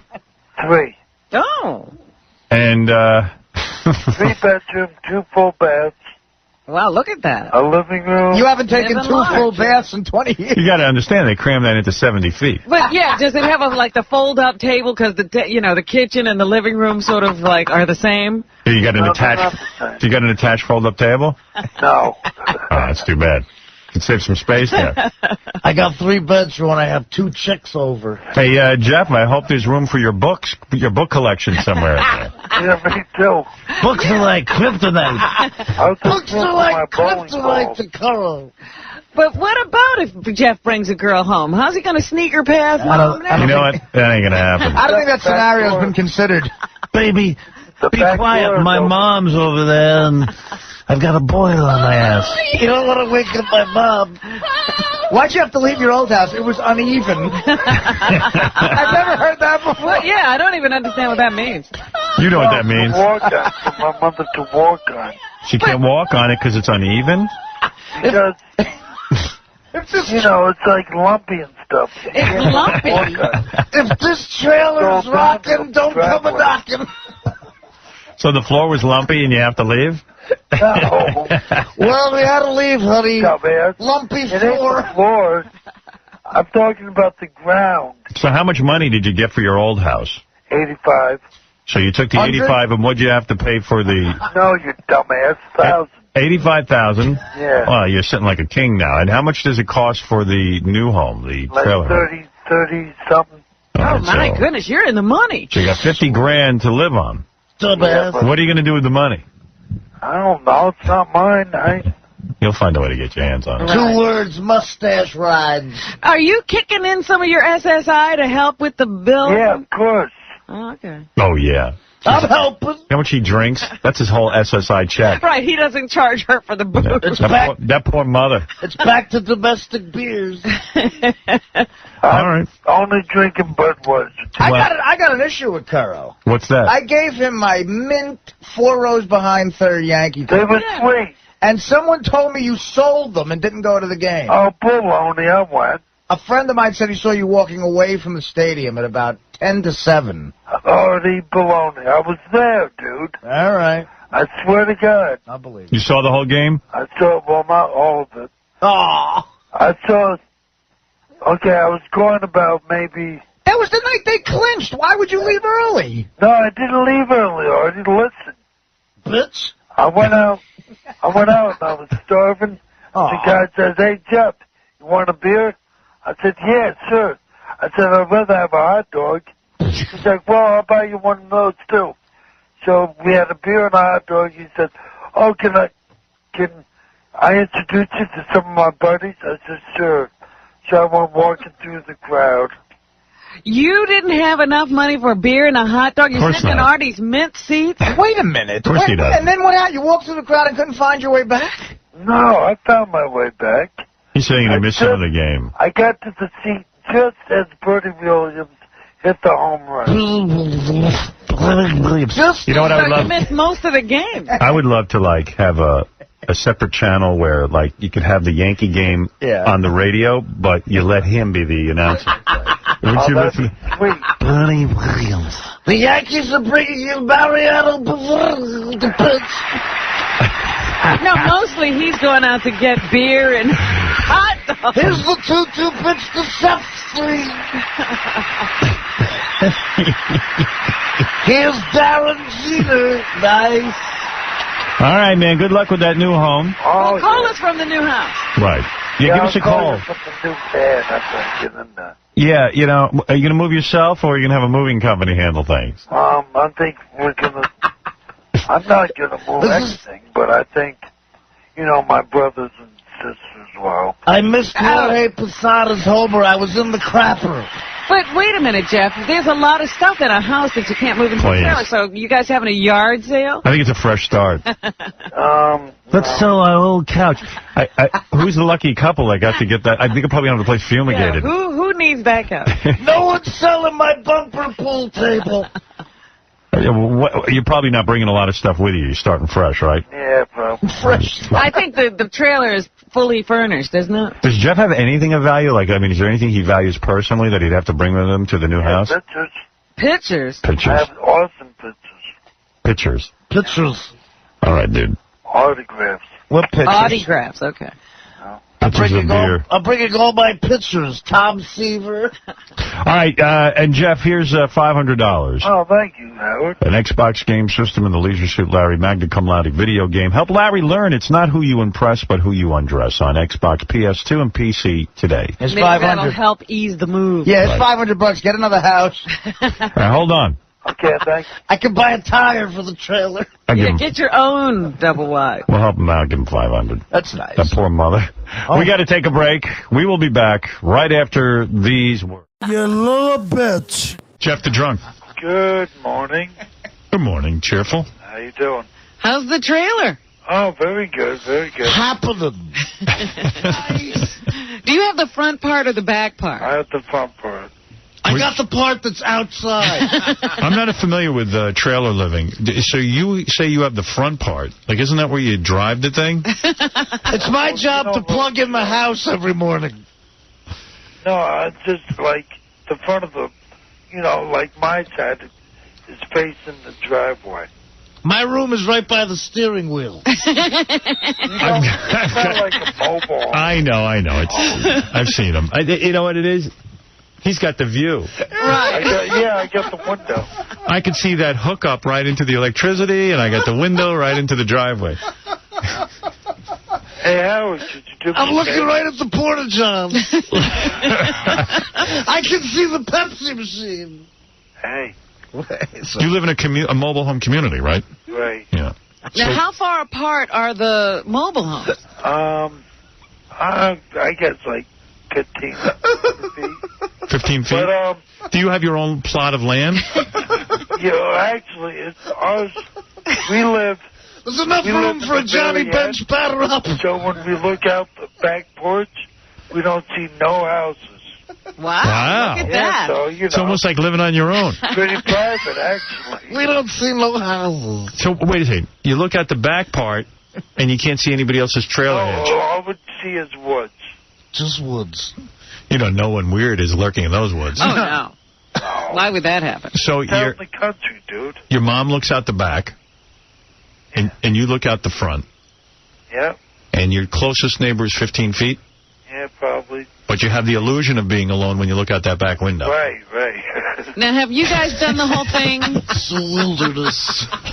Where you set up an awning as if, it is a house and you have like a lawn and a porch? No, well, we have a picnic table and all that stuff. Outside? Yeah, outside. Does anyone ever come over and use the picnic table even though they're not supposed to? Not yet. Just my imaginary friend from the woods. I like when two families are living there with nothing and they fight over a picnic table.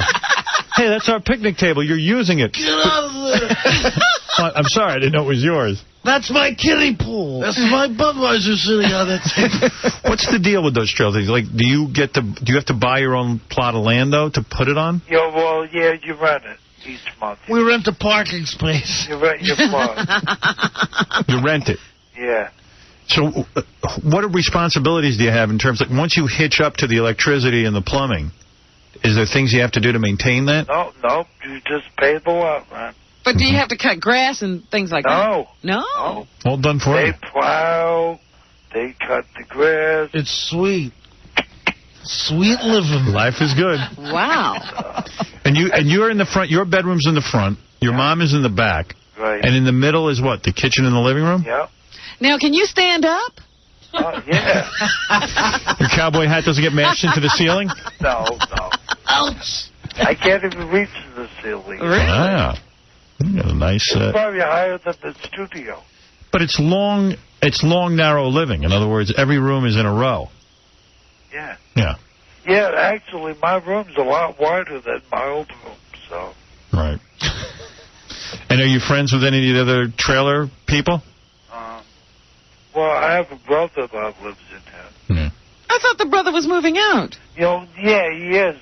No, my other brother. I have many brothers, Robert. Oh. Yeah, Jeff has like 7 brothers. Wow. I didn't know you were... I thought it was just you at home.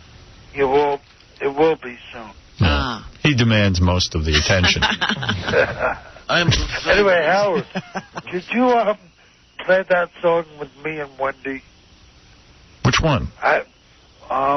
It was a remake of Oh, those were the days. Oh, that. Yeah, sure. All in the Family? All right, I'll play that into commercial break, and then I'll come out and I'm going to read the Imus story. I have one other question for Jeff. Now, the plumbing is plumbing. You don't have to go empty anything. I don't think so. I hope not. Not yet. You don't have a bathroom in your own room. You have one bathroom in there, right? We have, we have 2 bathrooms. Look at you. Oh, you need I have one right outside my room. My mother has one inside her room. Wow. And the shower, you can actually We take both have showers, yes. I keep my bathroom in the Burger King. All right, here's your song request. Thanks, Howard. Howard Stern is not a punk. I'm a retard, you're a drunk. Without the show, I would be sunk. What's Howard Stern? I just want to have sex with him. Howard Stern is all a man. Number 1 on Ray, he ain't no flesh in the pain. I'm too drunk to masturbate. I love Howard as my mate. No one else would be as great. Bless Howard Stern. You little bitch. Jeff the Drunk, you're on the air. Kind of Good embarrassing. morning, Howard. Happy New Year. Thank you, doodle-doo. Yeah. Oh. Happy New Year. Happy New Year. What's going on? Nice. Curro, come on. What do you got to say?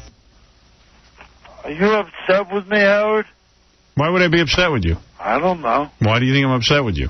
I really don't know. Why would you ask that question? I don't know. You don't know Because anything. you wouldn't pick up the phone. Well, just because I don't pick up the phone every time you call doesn't mean I'm mad at you. The world doesn't revolve around you. I got to tell you, Howard, this guy is like a broad. If you don't call him back in 10 minutes, you get a message going, "Hey, Artie, what's the deal? Call me, dude. What, do you don't like me?" Yeah, I don't like you. Jeff, what's going on? Jeff, we like you. It's just that the whole show doesn't revolve around you, and if I can't get to you, it's, you know. I realize that. Is it mandatory every time he sees your name to pick up the phone? No. So why am I mad at you? You're like a chick. No, You're high because maintenance. I've been trying to call since you come back. All right, so. What have you got to say? Nothing. Well, I was going to say Happy New Year and everything. Wow. Can't imagine I waited. that? Yeah, I can't imagine I actually put that call off. Oh, yeah, my mother fell. Oh, your mother fell? Yep. Well, of course, her son's a complete pain in the ass. Well, it's not like he pushed her down. I didn't push her, dude. Don't you think that woman's worn out? This guy, how old are you again? I think she's falling from exhaustion. Me? Yeah. I'm 37. 37. He still lives at home. Now they're in a trailer because he won't work. You know, they're in one of these trailer park homes. So she's expected to collapse. I mean, and she lives with him. What did she do, Jeff? She got hurt bad? Broke her hip, yeah. Oh, Well, it's in the genes. He falls all the time, too. But when you break your hip, that's bad news. Of course it's bad. Jeff can't take care of her. Yeah. Jeff, maybe you ought to clean up, get a job, and then your mom can get some good medical care. Nah. Forget it. Why would I do that, dude? Why would I do that? Dude. What are you talking about? Who needs medical care? Hey, Howard. I just want you to pick up the phone. I'm saying Happy New Year. You going to help your mom out, or are you going to be a big pain in the ass? Of course I'm going to help her out. Come on. I'm already drinking a beer. I sprung right into action. Was she in the hospital? Yeah. Yeah. Oh, no wonder you're on the phone. And she has insurance? No. Yeah, of course not. Nobody's taking we're care paying of her. for it. She's probably hoping her son would take care of her, but... Jesus, what a mess. She don't have medical insurance? He's not the only son. No. What happens if she dies? Is the trailer paid for clear so you can live there the rest of your life? Yeah. Yeah, that's good. No. Get your own place. No. You mean he doesn't inherit the trailer? He does, he's what he's saying. Oh, Yeah. okay. Well, that's good news. Everyone's taking care of him. Hey, Howard. I got my website up. That's good. Your mom's in the hospital and you got the website up. Well, like I planned it that way. What do I look like, a planner? No, I don't think you plan anything. Exactly. I've been working. All right, you want to plug for your website? Go ahead. Anyway, it's .net. .net. Oh, you couldn't get .com. Someone had Jeff the Drunk. What's that? Someone had JeffTheDrunk.com? No, well, you know, my ex-manager. He had that, huh? He still has it. He's got it. He's playing hardball. Yeah, exactly. I can't believe you broke up with your manager. Can't believe your manager won't give that over. He won't give it to me. What's he doing with it? I don't know. Well, he claims that, I don't have nothing to do with that. But, yeah, I can't give it till... I called up the people. They said I can't give it till July or something like that. All right. I don't know. All right. Well, hey, Happy New Year. And, one more thing. You know, Lee? Crazy cabbie. Yeah. I don't think he's crazy at all. I think he's pulling all our legs. All right, thanks. He knows what's up. You gotta get up early to Gotta get one get up over on pretty me. early in the morning to screw around with Lee. All right, Jeff. Okay. Thanks. Jeff the Drunk, everyone. Wishing everyone a Happy New Year and informing us of more misfortune. His mother's his hip is mother broken. fell. Sitting on a fat $600 insurance policy. You know, I'm sure there's so much room in that trailer that it's shocking that she would fall over something. She hit her head on the steering wheel.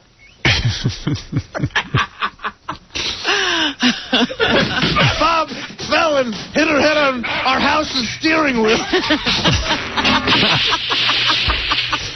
I guess when she was emptying out the toilets, maybe she slipped and fell. Because Jeff's passed out on the couch. She was emptying the crapper. She was emptying that blue water, the canister that hooks under the toilet. My mother fell in our house and hit her head on the glove compartment. Because, you know, Jeff must really help out around that. Oh, yeah. Yeah. Well, yeah, he lifts his legs maybe when she's trying to clean. She tripped over me. I was asleep on the dryer. She was cleaning my bed sores and she fell. I'm 37 with bed sores. She was trying to pull down the fold-away bed, and she slipped. No, that's the kitchen table she was trying to / kitchen table. Bed / kitchen table. My mother tripped running an extension cord to plug in our house. You little bitch. Want to go to another drunk? Jeff the Drunk. Oh, yeah. Oh. Hey, Jeff. Good morning. What can we do for you? I just want to say Happy Valentine's Day, Robin. Well, thank you, Jeff. I meant Mazinski. Oh, No. Lazinski. I She's was not joking. here. That was a joke. What'd you give your mom? What'd you give your mom for Valentine's Day? Nothing yet. You're not giving her anything, are you? I am. No, you're not. I am. This poor woman lives with him in a trailer. He mooches off her. He won't get a job. This poor woman won't even get a Valentine's chocolate. No, she won't even get a card. I'm Howard. What? I have a job. What's your job? I'm selling stuff on the internet. Oh. You sell your mom's stuff on the internet? No. What stuff I sell are you my own selling? stuff. What do you sell? Like T-shirts, Yeah. pictures, phone calls. Why don't you just give your mom, like... What does he think? He's a pretty girl? Why don't you just vomit into a box and then give it to your mom? Instead of, like, just doing it right on the floor. Wait, let me wrap your gift. Yeah, he thinks he's a hot chick. He's selling T-shirts. I'm selling my panties. He's selling his pictures. Why don't you vomit in a box in the shape of a heart? You think I can play that game? No. What? No. No. He's shocked. Mom, for Valentine's Day, I fell in the dryer. How's life in the trailer? All right. Thinking of moving out and getting your mom her own place? No. Thinking of changing parking spaces? Dude, get your mom a card, for Christ's sakes. The woman puts up with such crap from you. I am. I mean, honestly, man. How's he going to get out to get a card? I can't get out. I'm too lazy. Where am I going to go? Where do they have cards? Hey, Jeff tells me he cooks for his mother, right? Don't you cook for her? Yeah. Wow, what a treat. With that one hand? What do you make? Well, last time I cooked, I made pork chops. Do you have any feeling in that bad hand? Stuffing, no. It'd be funny if you just stuck that in the frying pan and cooked it. I turned it. I flipped it. Mom, here's some hand and eggs. I'm cooking my hand. Sorry. I call this hand and egg. More bad hand and egg. Green eggs and hand. Have an eggs and hand sandwich, please. Ham and cheese. You got that hat on right already? No. Yeah. What, are you in bed, calling us from bed? Yep. Yeah. Just gonna chill out today. Just waking up. Gonna relax. Waking up. Have a drink yet? Not yet. Not yet. When will be the first drink? Who knows? Probably in an hour or so, huh? Well. Do you start right away? Once you get up, you start drinking? No. When do you start? Maybe you smoke some weed when you get up. Maybe, yeah. That's what you do in the morning, okay. How do you have money for weed? I don't know. He always has a little weed. Does he? Yeah. You want me to take a hit right now? Yeah, Do whatever you want, man. Let's hear that. Well, hold on, let me get up. Uh-oh. Imagine his mother's. Day. Imagine his mother's life. I mean, this is her son. She has to look at it. I'm thinking he sleeps in the front. She's trapped in the back. Hold on. I'm getting there. He's like, let me get up. Oh. What is that sight like? Oh, I can't even imagine. What does he sleep in? I feel bad for the weed. He's a real looker without the hat, too. That matted down greasy hair. God. What do you think he sleeps in? Just like his underwear or something? You know what he looks like without the hat? You know, like in that movie Escape from Alcatraz, the fake heads they left in the bed? Is your mom still in the hospital? No, she's home. Oh, she was in the hospital? I didn't realize. Yeah, she broke her hip. Yeah, trying to run away from him. No, she really is trapped. Yeah, she's trapped in that trailer with him. And look who's taking care of her. Nobody. Yeah. No one. I take care of my mommy. A vegetable's taking care of mom. I take care of my mama. Stop. Do you ever wake up in the morning and say, today I'm going to change my life and I'm going to get a job and I'm going to maybe take care of my mom? Okay, I'm ready to hit this. All right. It's back and ready to go. Go ahead. Okay. Like a child. Where's he get the money for weed? Of course, this isn't funny because he doesn't have a bong and you can't hear it. Yeah, what's he sucking on? A joint? Yeah. He wants us to hear. Oh, hold on. Pipe. I didn't get a good enough hit. Hold on. I can still remember I'm alive. Imagine he just woke up and he's hitting it already. That he has it is ridiculous because he has no money.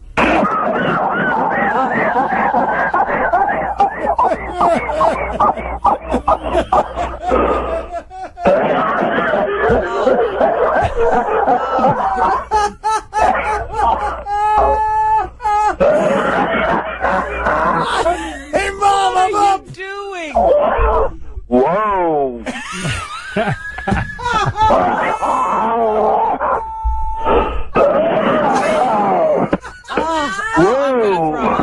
He's in a trailer right now, coughing up a lung. Don't wake me up. What the hell is going on? Hey, I think you need another hit. This is life. I got it right here, dude. Hold on. Oh, no. 2. Oh, God. Compare his life to like Nicky Hilton. Yeah.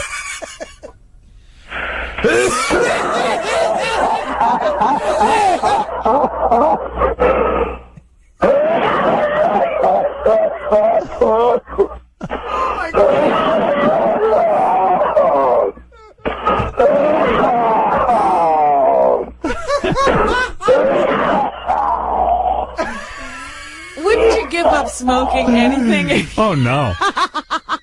Why would I do that? If this is what happened to you when you smoked? Makes me feel good. Jeff, did that wake your mother up or what? No, she's on the other side of the trailer, dude. Oh, yeah, nobody can hear anything that far away. She's in the trunk. You know how those trailers are insulated. You know what? There's a big imaginary line down the middle of the trailer. She stays on her It's side. like she's at the other wing of the trailer. No, my mom's at work. Yeah, she hobbled there with a broken hip. She dragged herself. My mom's built in the deck. She's hopping around pretty good. Yeah, that's great. She's hopping around pretty good. Yeah. All right, bro. I gotta go. Good to hear from you. Happy Valentine's Day. Yeah, happy Valentine's Day. Right. Have a nice breakfast, Jeff. Hey, wait a second. Be quiet for a second. I hear your mom crying on the other side of the trailer. No, she's not. Come on. Hey, Mom. If she's not Hey, can I throw in the plug, Howard? I stole stuff on the internet, Mom. Good news. What have you sold so far? Have you sold a T-shirt? Yeah, guess who bought one? Who? Benny Favali. No. Dear. All right. Yeah, you want me to take another hit for you guys? Sure, go ahead. God, I can't Okay. Yeah, do this all morning. Sure, I can. Hey, is Sly coming in today? Who? Sylvester Stallone. Yeah, he'll be in later. Gary. The 8th? Maybe tomorrow, right? Wait, Gary says he thought it was this year. It turns out it's 2020.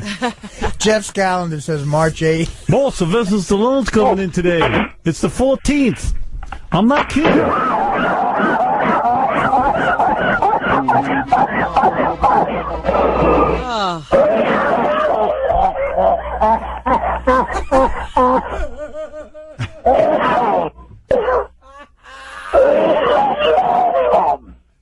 Oh, boy. Is that really what happens every time you take a hit? Not every time. Just sometimes. God, I'm so jealous. Sounds like such a party going on there. Nice. Yeah. I guess the girls will be coming over soon. Sometime. Yeah. All right, we'll be back right after. Okay, Howard, have a good one. Thank you, Jeff. Bye-bye. All right, bye-bye. Now that we all feel better about our lives. That's just. Don't you think like the kids at the trailer park throw stuff at Jeff? Oh, yeah, they gotta. I hope not. But... Stop it, Timmy. You little bitch. Yes, Jeff the Drunk, you're on the air. Good morning, Howard. I got to admit, that was pretty funny yesterday when you were smoking weed in your trailer. Oh, yeah? Yeah. A lot of people wrote in, they like it. Want me to do another popper? I don't know, man. I guess so. Are you up already? I just woke up. I'm going shopping. We were talking to this dude yesterday. He missed it. And Jeff the Drunk was smoking weed early in the morning. Well, he got up to do it. He was in bed when he called it. It's really disturbing when he smokes because he's so... The cough is just disturbing. Yeah, those lungs just rattled. I'm going shopping. I'm hitting Barney's. Here we go. Wish me luck. I don't know. It's like when he smokes, it's violent. Yeah, it's not funny. It must be the worst, harshest weed ever. Well, how much could he afford? I find it hilarious.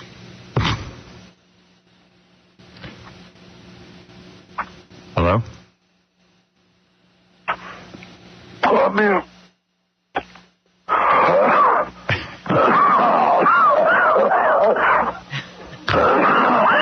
No, hold on. Hold on. I didn't get a good popper. How was that enjoyable to you? That wasn't good. Jeff, how is that enjoyable to you? Oh, no, I get high, dude. I know, but isn't that cough just disturb you? Oh, no. No, that doesn't bother him. He's got to have, like, the beginnings of lung cancer, right? Because It sounds like it, doesn't it? Yeah. Beginnings. Final stage. I mean, yeah. He looks like he's about a week.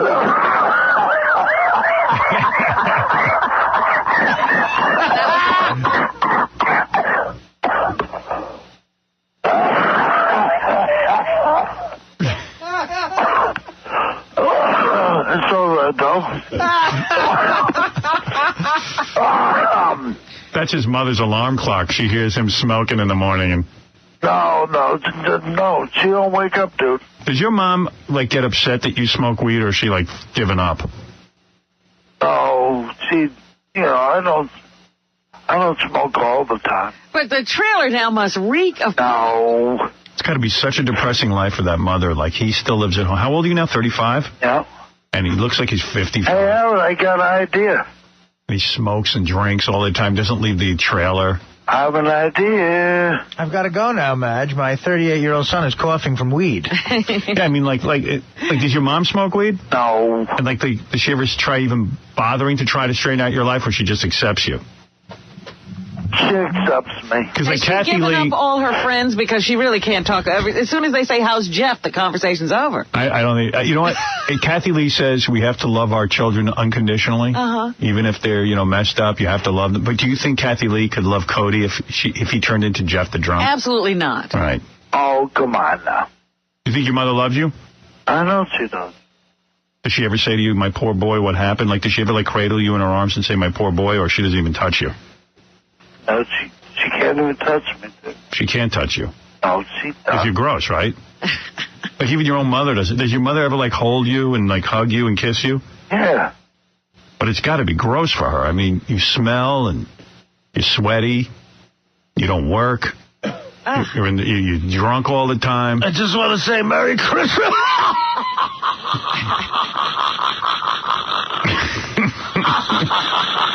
Hey, Howard, I got a good idea.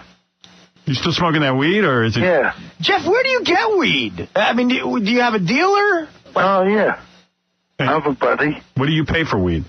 About $35 a nick. A nickel bag, 35? Yeah. Is that bad or good? I would know. No, that's a pretty good price, actually. A nickel bag. How does a nickel bag last you? How long does that last you? About a little bit of weed. 2 days. Yeah. 2 days. And then how do you go and find him to get more? A bat signal. You call him up, he delivers? Yeah. Oh. That joint still burning? What's that? That joint is still burning? No, it was a bowl. I packed a bowl. Yeah, he's got a pipe. He can't roll a joint. Yes, I can. Oh, you can? Hell yeah. Yeah, Robin. Where do you, so where do you get the $35 for a nickel bag of weed? Like, at what point did you just stop caring? Like even when you're around your mom, you're drunk, and like most kids won't smoke weed in front of their parents, but you don't care. I don't smoke in front of my mother. Well, you're in a trailer right now with her. She can't be that far away. She's on the other side of the house. Yeah, house. It's a trailer. She's 2 feet from you. She's got to be smelling that weed. Where's she, in the trunk? Yeah. I mean, yeah, how big could the trailer be? She's got to hear you. Does she get the master bedroom, or do you? She does. Thank God. But yeah, she can hear you coughing when you smoke and all that. What's your room look like? Do you have posters hanging up, like Jimi Hendrix posters? Did you decorate? Yeah, well. Do you decorate? Waylon Jennings. Waylon Jennings. Yeah. He's hanging on your walls, like posters of him. Yeah, well, I got one. Well, it's a picture I took. It's blown up, and he signed it. That's it. That's the only decoration on your wall. No, I have a lot of autographs. Daniel Tucker, Artie Lang. Do you have to hide your pot, or can you just leave it out? No, I hide it. So you're still living like a 12-year-old. Yeah. Mom, I don't smoke weed. Hey, could you send us pictures of your room for the website? Yeah. Yeah. Uh-oh. Yeah, I got...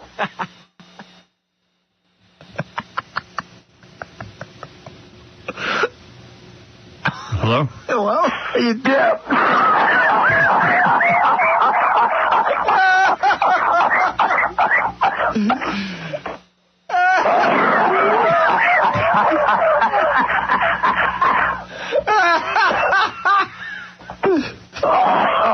Yeah, I can.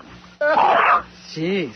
Imagine smoking weed with this guy. Would you want to take a hit off that joint? No way. He can have the rest of it. You can bogart that joint, my friend. Yeah, why do you hang on to that, Jeff?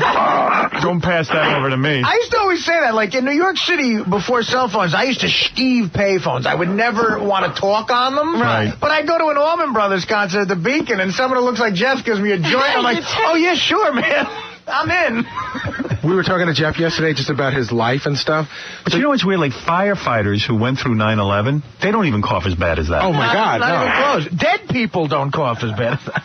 Do you always... sometimes it almost sounds like you're laughing through the cough. Yeah, no, it does, doesn't it? Yeah. Yeah, I noticed that. Is it possible for you to take a hit off your pipe and then speak afterwards? Sure. You want me to try it? Go ahead. Okay, buddy.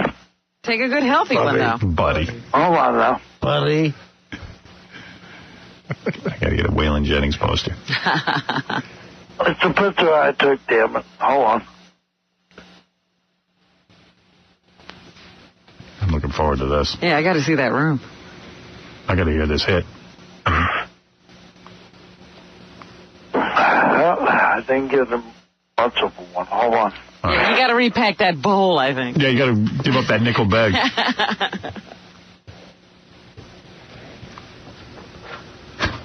Just doesn't sound like fun when he smokes. No, it sounds like something nobody should do. Okay, what do you want me to say?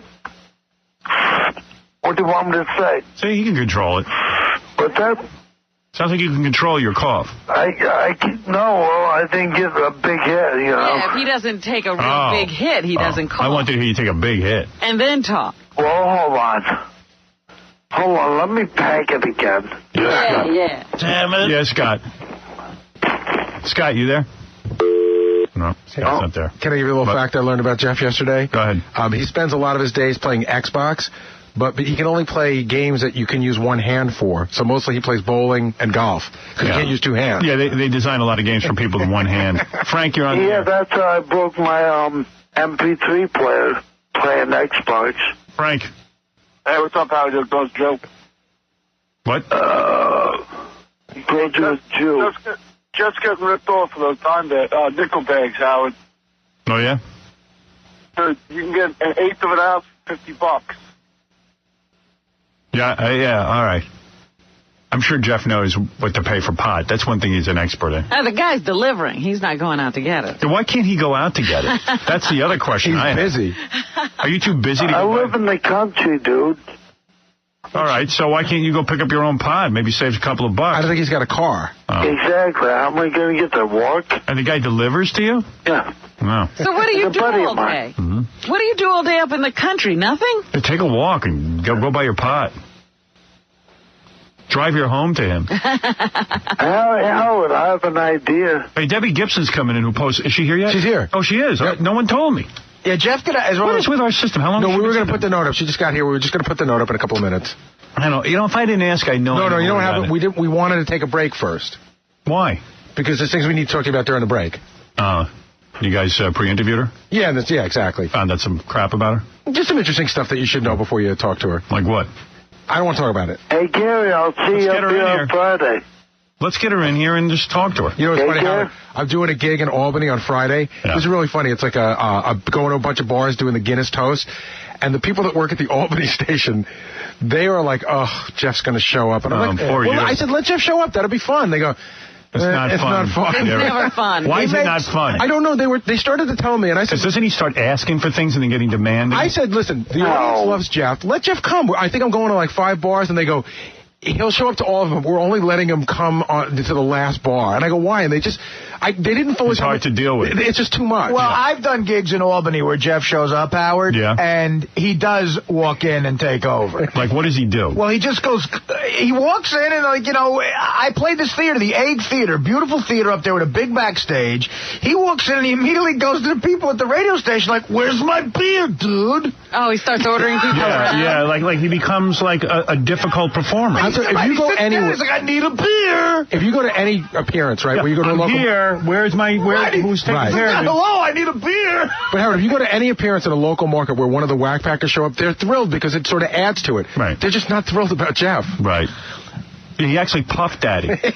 Right. You'd think that they hired him to come there, and he's doing them the favor by showing up. And then he tries to control what you do after the gig. He's like, where are you going after the show? I'm like, I don't really know about somebody. He goes, that place is lame. Come with me. Oh. He knows. Like he knows where the hot spots are. And then after one gig in Albany, I shot pool with him. I run the table, hit the 8 in the wrong pocket, and I had to pay him $500. Did you really pay him? Of course I paid him. I pay my bets. Well, if he can't get out to buy pot, how does he get to these gigs? Yeah, that's a good question. He has a limo. That's the other thing. He snakes like a limo out of people. He came in a limousine the last time I was up there. Jeff, how are you getting to my gig on Friday night? I got a ride. You got a limo? You got the limo? No. I didn't get it yet. Maybe. All right, who cares? I got to go. Hey, Jeff, thanks for calling. Hey, Howard. Yeah. I have an idea. All right. I got to get to Debbie Gibson. Jeff the Drunk on the red carpet. All right, thank you. Does that sound good or what? I wonder. Want me to take one more?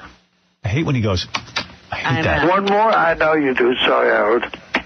I only did it once for you. All right, a parting hit. A parting pop. A parting pop. Hold on. When the last time his mother, like, kissed him and held him. She's in the room crying, don't you? Yeah, I know. I'd love to talk to that mother. Can we ever get her on the phone? No. Why? She loves you, but she don't want to talk to you. Not even for some money? No. She's in the kitchen conducting an experiment. She's trying to see if a woman can fit in a microwave. Come on now. Be nice. All right, I got to go. Okay, then. That was a good hit. That was a bad hit. Even your hits were bad. I'll take one more. I'll do one more pop. All right. And it will be good, okay? I'll cough. No, it's not about that. We just want to take a good, strong... I don't care. Okay, all right. There you go. I'll call.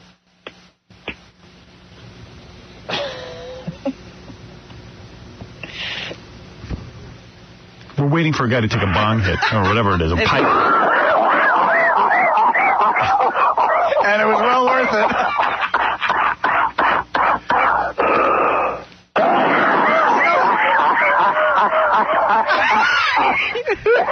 We were sitting in the office yesterday. Whoa. Whoa. He sort of sounds like Lou Costello when he sees... Right. Does blood come up? Oh, my goodness. Oh, boy. Okay. Is that blood? No. Oh, man.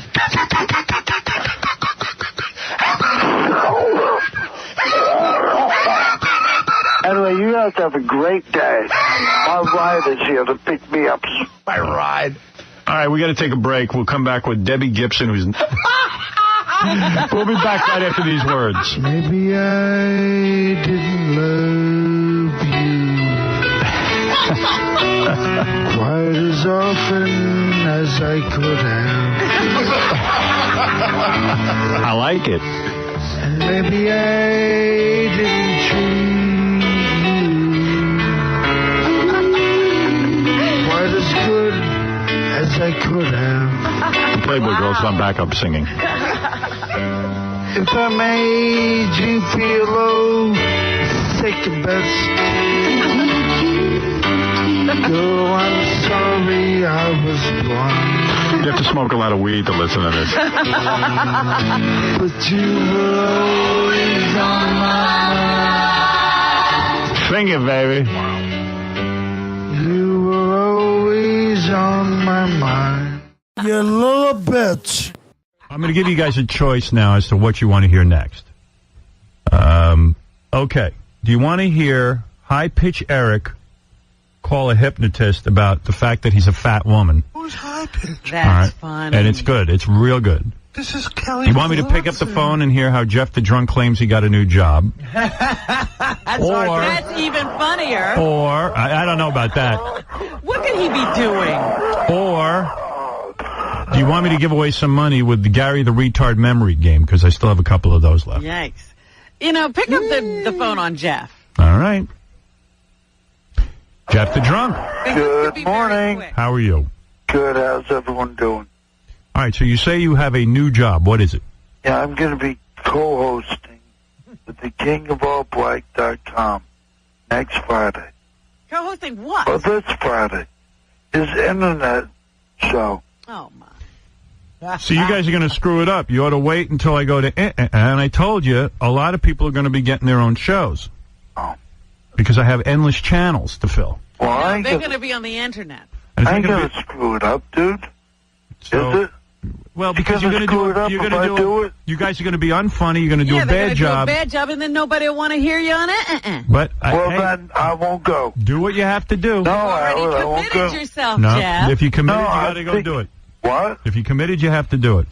Oh boy. That's part of having a job. I'm saying no. See, I have this whole idea that, like, a guy like Jeff, like, we take a channel and we give him a show for even like a half hour. Yeah. Because you can't take a whole 2 hours of him. A half hour. And, like, it's called, like for me, it would be Jeff the Drunk Hand Stamping Show. That's what it'd be called. The hand stamper. The hand stamper of the month is? Yeah, and then like, Jeff is an expert on hand stamping. You know that. He had a job. Of course, he did that for a living. He used to stand at the pool and stamp people's hands. And then, from that, we'll springboard the rest of the show. You can call up and ask him stuff. He'll do his bits.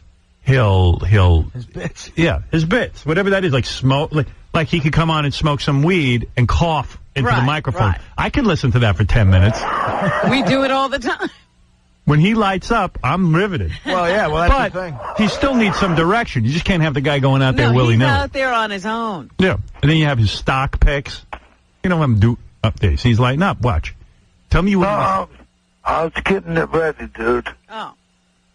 I was getting it backed. Pack of the ball. Give people a sample of what your show's going to sound like. Okay, hold on. All right.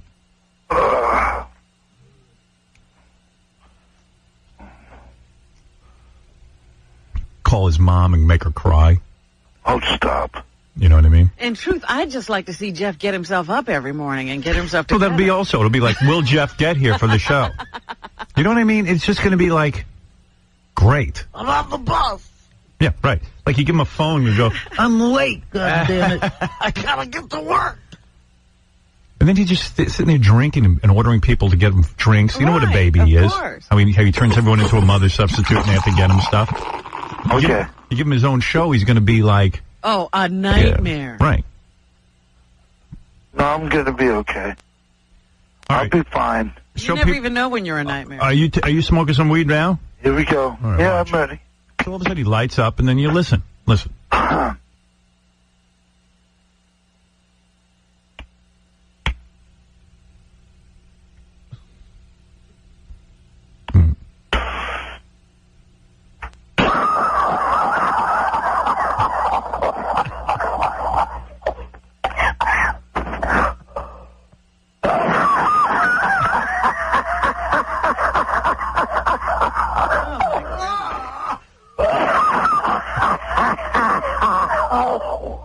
Why can that happen every time?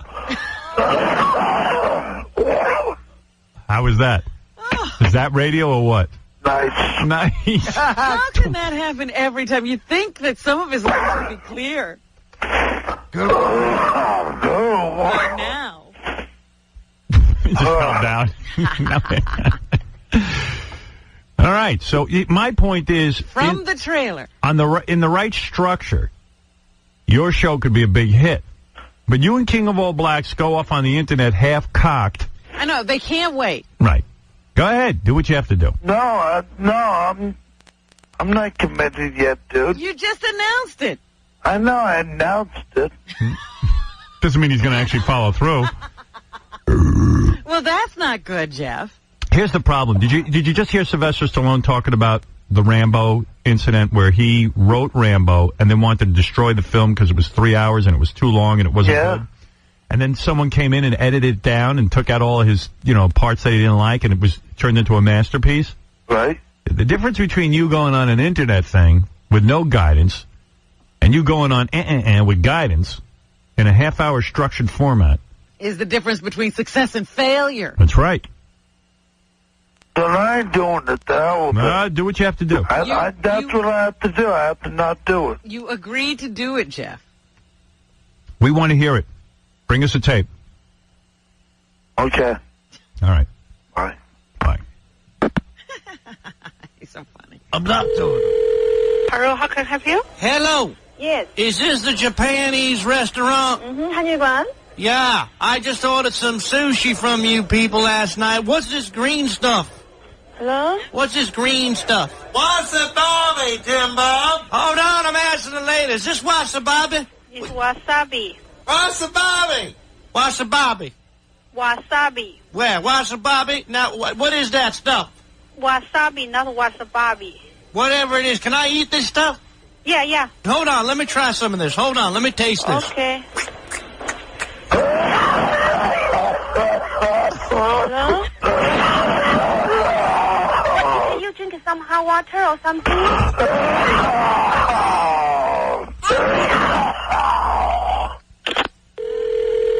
Hello, how can I help you? Huh?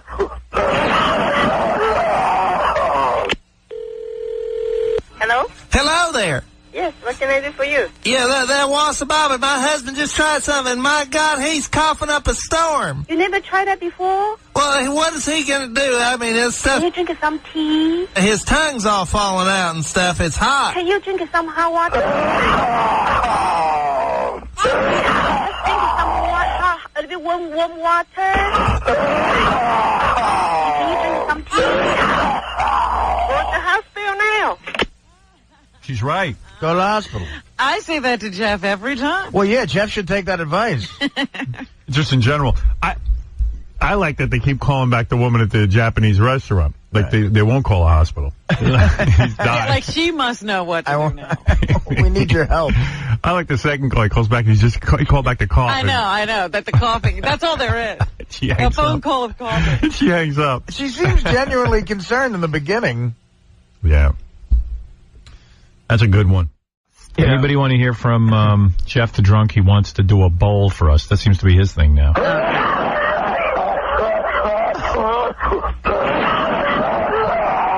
You want to hear it, Artie? I know it makes you laugh. Well, look, I always like to hear it, but it's up to you. Jeff? Good morning. I hope we're not encouraging marijuana use for Jeff by listening to him do his bowl hits. Yeah, I just feel he does it anyway. I think the coughing has to be a deterrent, don't you? No, but think of all the people who are discouraging. Right. You know what I mean? That's true. I didn't look at it that way. Yeah, I mean, yeah, I think it's a turnoff. Jeff's gone already. I mean, you know. Save yourself. Yeah. Yeah, save yourself. It's too late. This is my message. It's too late for me. Okay, you ready? Okay. I think that's the match or the lighter. And the inhale. And the dab. And the lung tissue.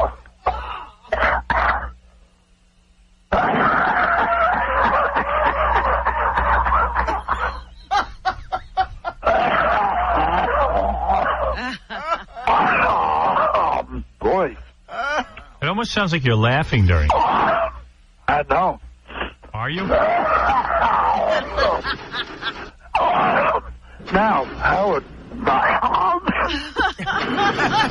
you said you wanted me to try to talk when I take a big hit. What do you want me to try to say? I'm a big loser, and this is my brain on drugs. I'm a big loser. This is my brain on drugs. Okay. Okay. All right, here we go.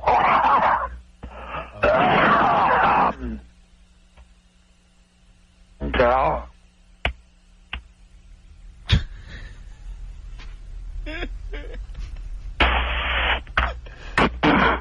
I'm a big loser. And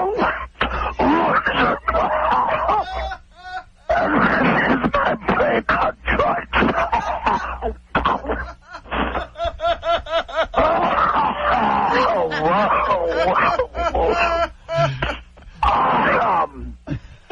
Whoa. Did you hear that all? Oh, yeah. Okay. Perfect. Nice. Like, there's your anti-drug statement. Yep. What are you doing today? Not a lot. Really? Why am I surprised? I'm chilling. Just chilling. You got anything to do today? No. So, like, how do you approach the day? I mean, you got, like, hours ahead of you of doing nothing. You know, bunch of Xbox. I see a bunch of Xbox in my future. Yeah. Do you have friends that come over and play Xbox, or is it pretty much a side? No, just me. Yeah. And then, like, after, like, 2 hours of Xbox... Hey, tell Scott the pace. I got a -27. And, like, after, like, a couple hours of Xbox and you eat lunch, like, what do you do the rest of the day? The rest of the day? I take a nap. Don't you just hate the Xbox anymore? Yeah, I mean, like it doesn't get old? Yeah, do you ever read actually, Sean's sending me, you know, Beetlejuice's Sean? Yeah. He's sending me some extra Xbox games that his son don't use anymore. Do you ever read a book or no. Better yourself in some way?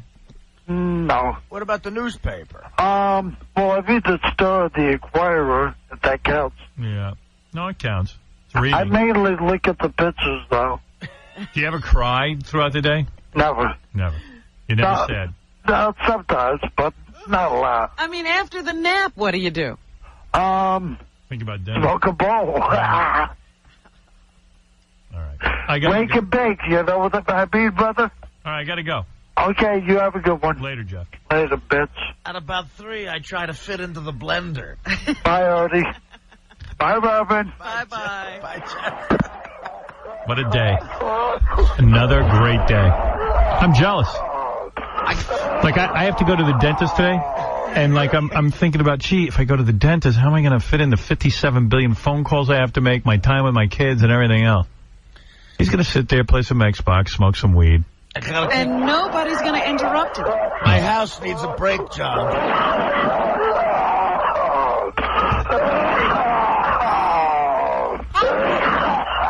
Like, even while you're at the dentist, your phone will be ringing. Right. Nobody's going to interrupt Jeff. He's going to have interruption-free time with his Xbox. He gets to really know himself. All right, anything else in the news, Robin? You little bitch. I'm glad he's found a new muse. He used to sing for me. It's really creepy when he sings to you because he looks at you like he wants to rape you. Oh, no. Yeah, Robin's relieved. Yes, absolutely. Thank goodness. Yeah. Well, at least you have the glass there. Yeah. Yeah, you want some glass? Yeah, we can put a glass case around you. I'm a fan of your calendar, to be honest with you. Thank you. I love that calendar. Thank you so much. That is really good. Where's Jeff the drunk? Is he coming in? Well, you know he's a little bit slow. Actually, we should put Jeff in the glass, like the Pope Mobile or something. I'll be here in a second. He's stumbling from the other side of the building. I'll be there in a minute. He's being annoying, so they banished him back down there. So he'll be here in a second. Oh, big deal. I defecated on the couch. He's all drunk, and they have to walk him up.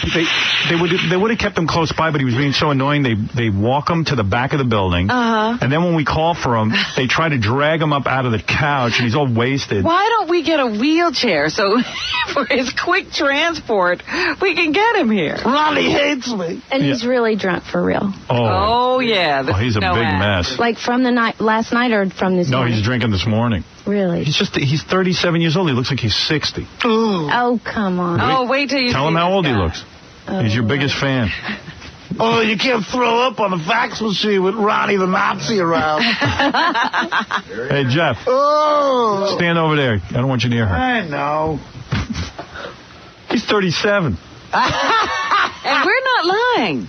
Hello, Dina. Hey, how are you? I want to see those feet. Come on. I have shoes on them right now. Whip them out. Take them off. You're a fan, I thought. I am a fan. Sing one of her songs if you're a fan.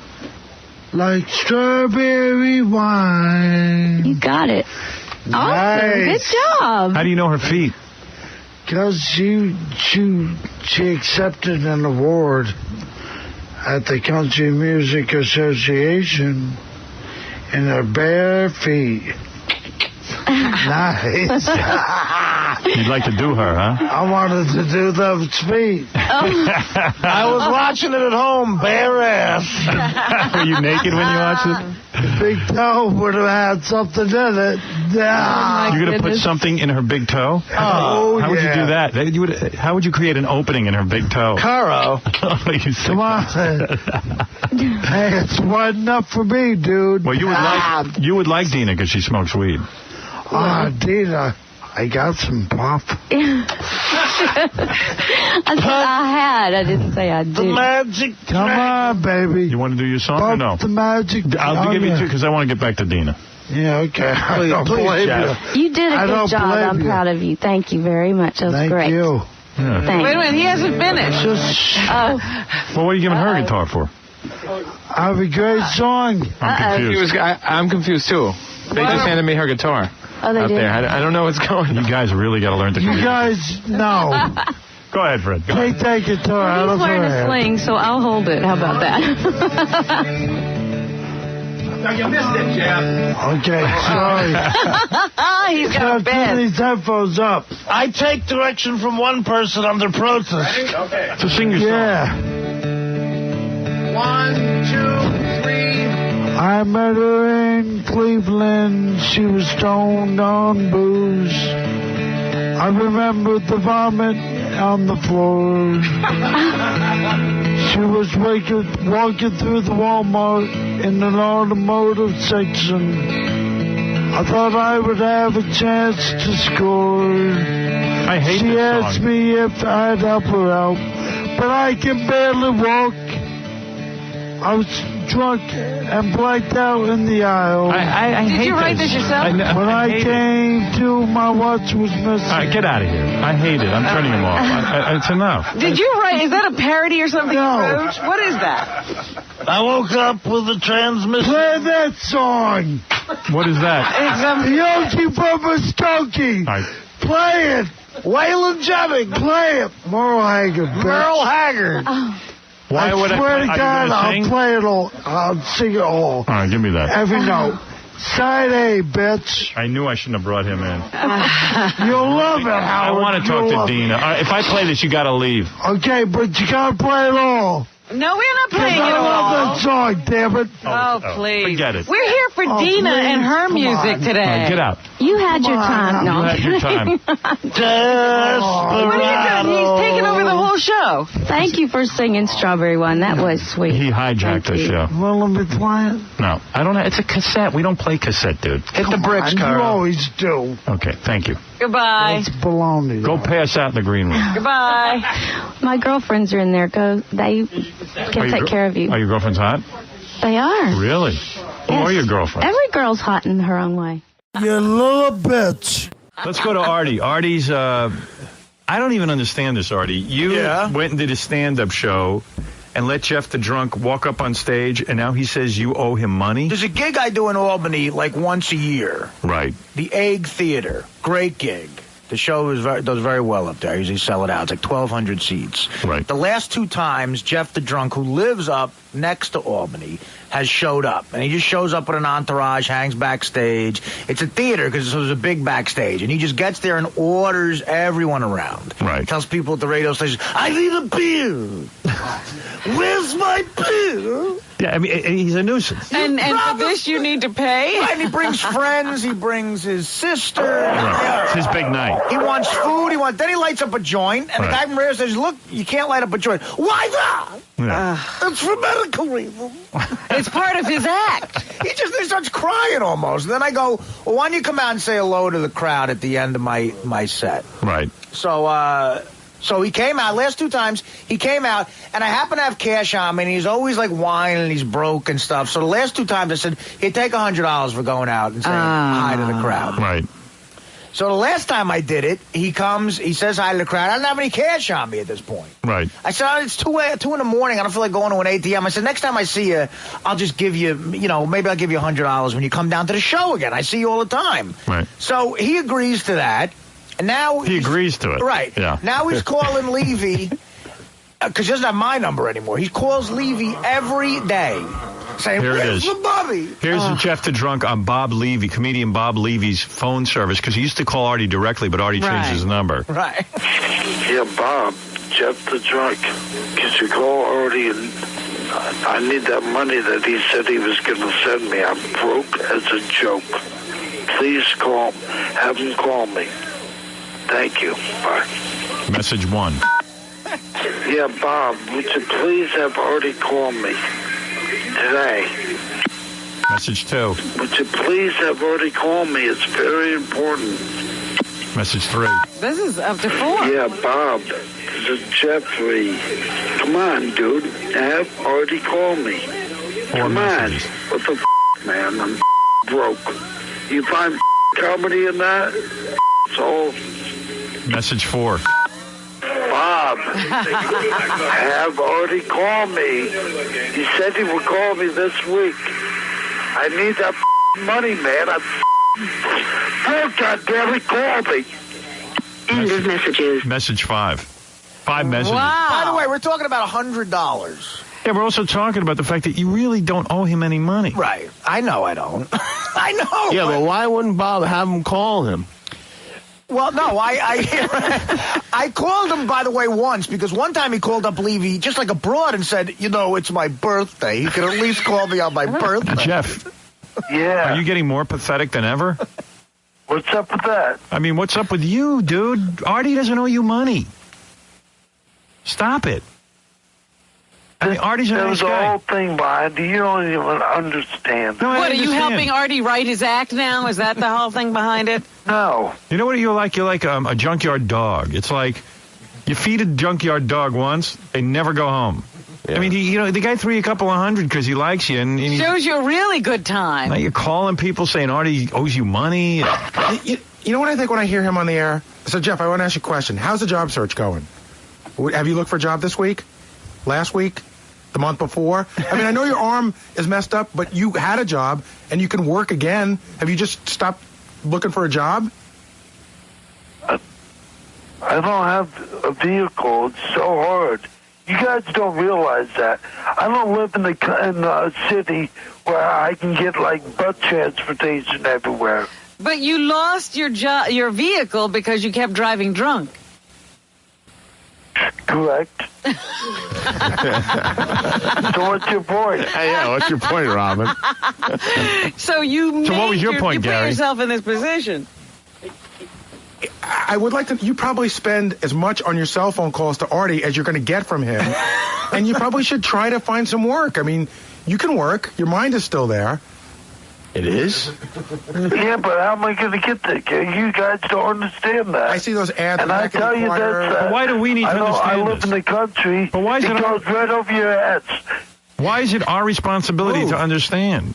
Yeah, move. Yeah, move to where the work is. What am I going to do? Leave my mother here all by herself? Yes, I'm sure she'd love that. You're some help. Yeah. Gee, imagine if you were out of the house and your mother could live alone. The place wouldn't smell like smoke and she'd have more money. Jeff, when you come to see me do stand-up, you somehow get there. That's a ride from your house. How do you do that? My web guy picked me up. Your who? My webmaster guy. My webmaster. He's got a website going on. Can't webmaster give him a ride to his job? Not every day. Don't you have friends and family? Well, wait a second. There's no public transportation where you are. No. No taxis? What's that? Taxi. It's T-A-X-I. No taxis up here. That's a lie. I swear to God. So how did you get Find a taxi in Berne and let me know, okay? How did you get to the pool? How did you get to the hand stamping job at the pool? When you stamped hands, how did you get there? I used to drive. Yeah, he used to drive. Swam.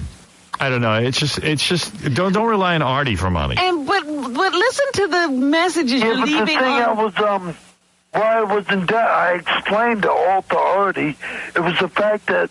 All right, I'm James. done. Goodbye. King of all, yeah, bye, yeah, sure. Hang up. Why are you screaming at Bob Levy like a maniac? No, I tried to explain myself, and that's it. That's the end of my conversation. Dad, what are you explaining? Why? King of all blacks, man, James, tells me, Jeff, tell Howard tomorrow that you're doing a radio show with King of all black in 2 weeks. So I did that. And King of All Black calls in and denies it. I called him up. He says, oh, it's a big misunderstanding. This is all for $100. Oh, my God. So I'll send you $1,000. And he leads me on.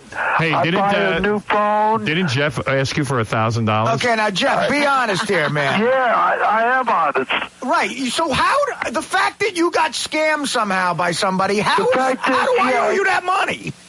Well, he told me he was going to send me $1,000. Well, what's Artie got to do with it? I go off on a whim and I buy these new headphones from Boys. It's like $300. I buy a new telephone for the kitchen. And I'm just in debt up to my ass. And well, if you really want a job, you could direct Jimmy Kimmel Live. Yeah. So Jeff, it's not only the $100 that you think I owe you for stand-up. Didn't you ask me to borrow $1,000? Yeah. Who would lend you $1,000? And Jeff, and I actually said I'd think about it, but the truth is, Jeff, when am I ever going to get that money back? He's going to have to borrow it to pay you back. Yeah. You get it back, dude. No, you wouldn't. Who's going to give it to me? The King of All Blacks friend? Yeah, James. All right, I got to go. Thank you, Jeff. Stop bothering Artie. I like that he spent it on Boys headphones. Yeah. You know, he's funny, though. Oh, yeah, they said hi, by the way, Howard. All right. The boys. He finally gets $1,000. He goes out and buys a headphone. But no, not even that. He gets a promise of $1,000. Right. And he goes out based on the promise. He's like those people who get the letters in the mail, you have won, and they go out and spend a lot of money. I'm rich. All right, thank you, Jeff. And Artie, I'll be looking for that money. Jeff, I tell you what, because I'm a good guy, I'll give you the $100 I promised you for stand-up, but I'm not going to lend you $1,000 because someone else ripped you off. Okay, buddy. All right, thank you. Thank you. I don't know why you're busy handing out money to him. You know what? But thank goodness you took this call on the air, because if Jeff still had Artie's home phone number, he'd also have $1,000. No, he would not. That I would never. That would just be ridiculous. It'd be like burning You it. do it. You little bitch. You gotta hear this one. Jeff the Drunk. You're fat. Jeff the Drunk is getting a car today. Yeah, what are you talking about? He doesn't even have a license. How can he get a car? No, he got his license. You got your license back. Morning, America. What's up, America? What's up? Hey, I've got a car today. Tell us how this came about.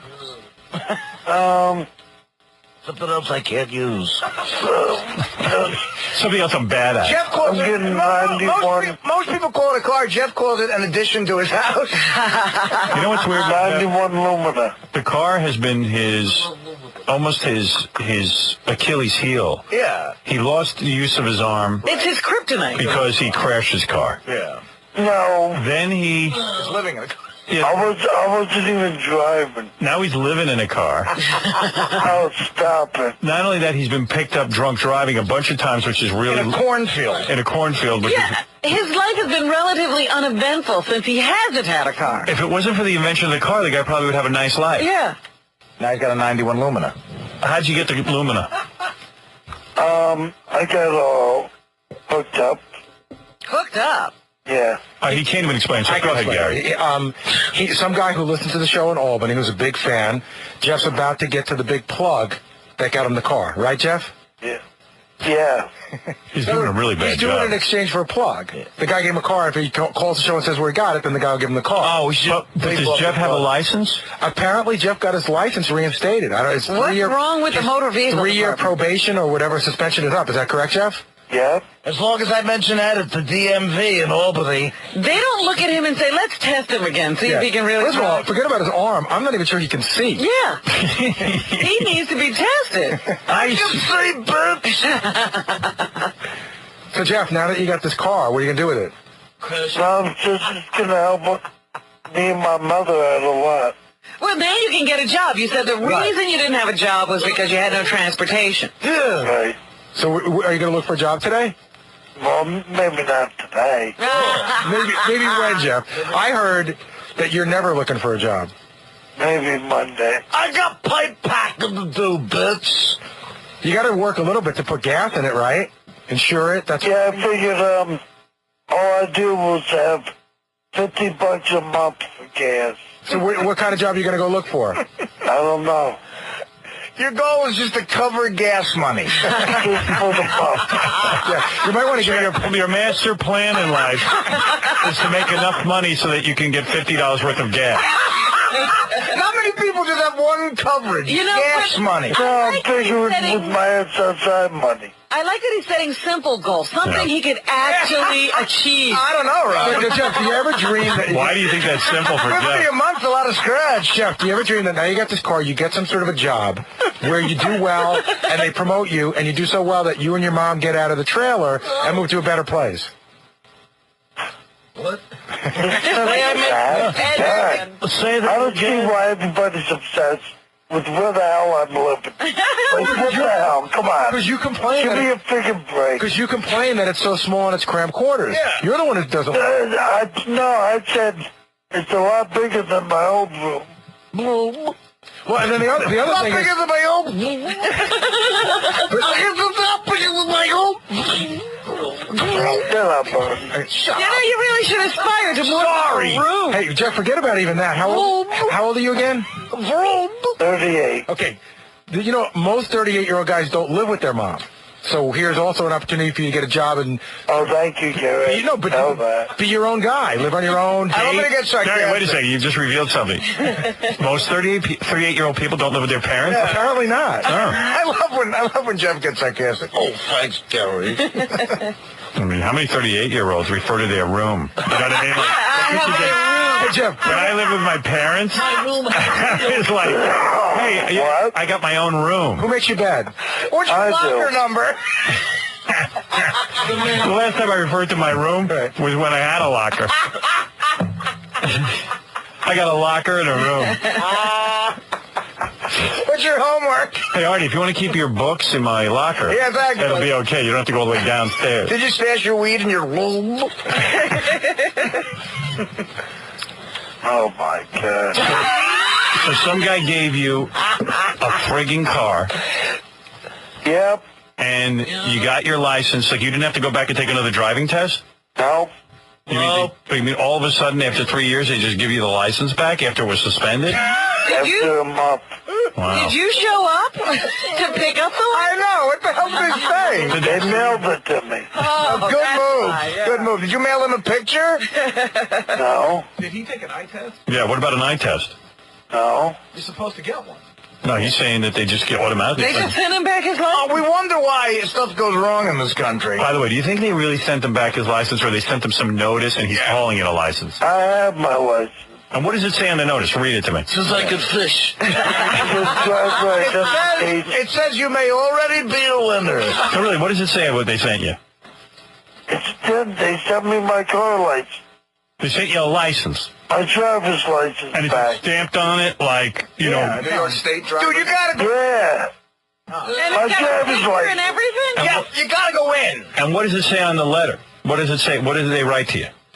Nothing. No, they just sent me my license back to me. And it's not expired? With no money. No. You didn't send any money in. No? No, because he's saying he still has time on his license. He did his suspension, and they mail it back to him. Oh, but I've Telling you. been suspended a bunch of times. That's not how it works. It's all good. Wait, I already called it in. You've had your license suspended a bunch of times? No, just 7 once. times. Like 7 times? Yeah, you do have to go in. Yeah, Right. in my life 7 times. So tell us what happened when they send you. Did they send you back the license in the mail? What they send you Yes, back is they did. No, let Artie talk. What they send you back is a notice saying you can now go in and re-register and get you can now go in and get your license.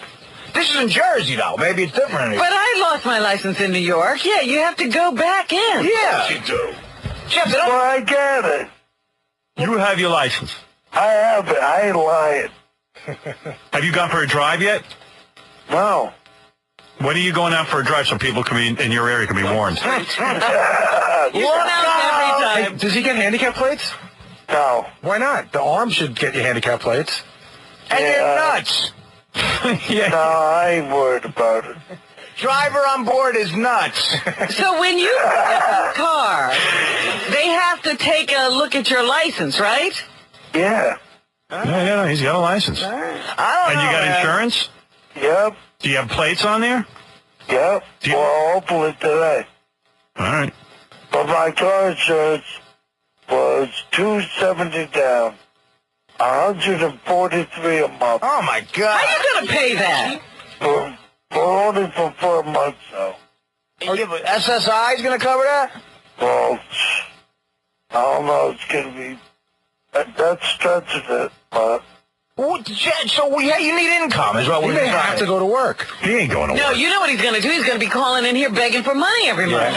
Wait, Mike the cop is saying the license is expired. Hold on a second. Yeah, it's got it. It's got to be. Hey, Mike. Howard, listen, he's a meatball. What happens is when they suspend your license, they send it back to you in the mail when the suspension is up, but that doesn't mean that your license is actually good. He has a physical copy of his license. Right. His license is probably expired by now. 3 years, his license is no good. What's that? You got to go in, Jeff. What if it isn't expired, Mike the cop? Does he still have to go in and renew it?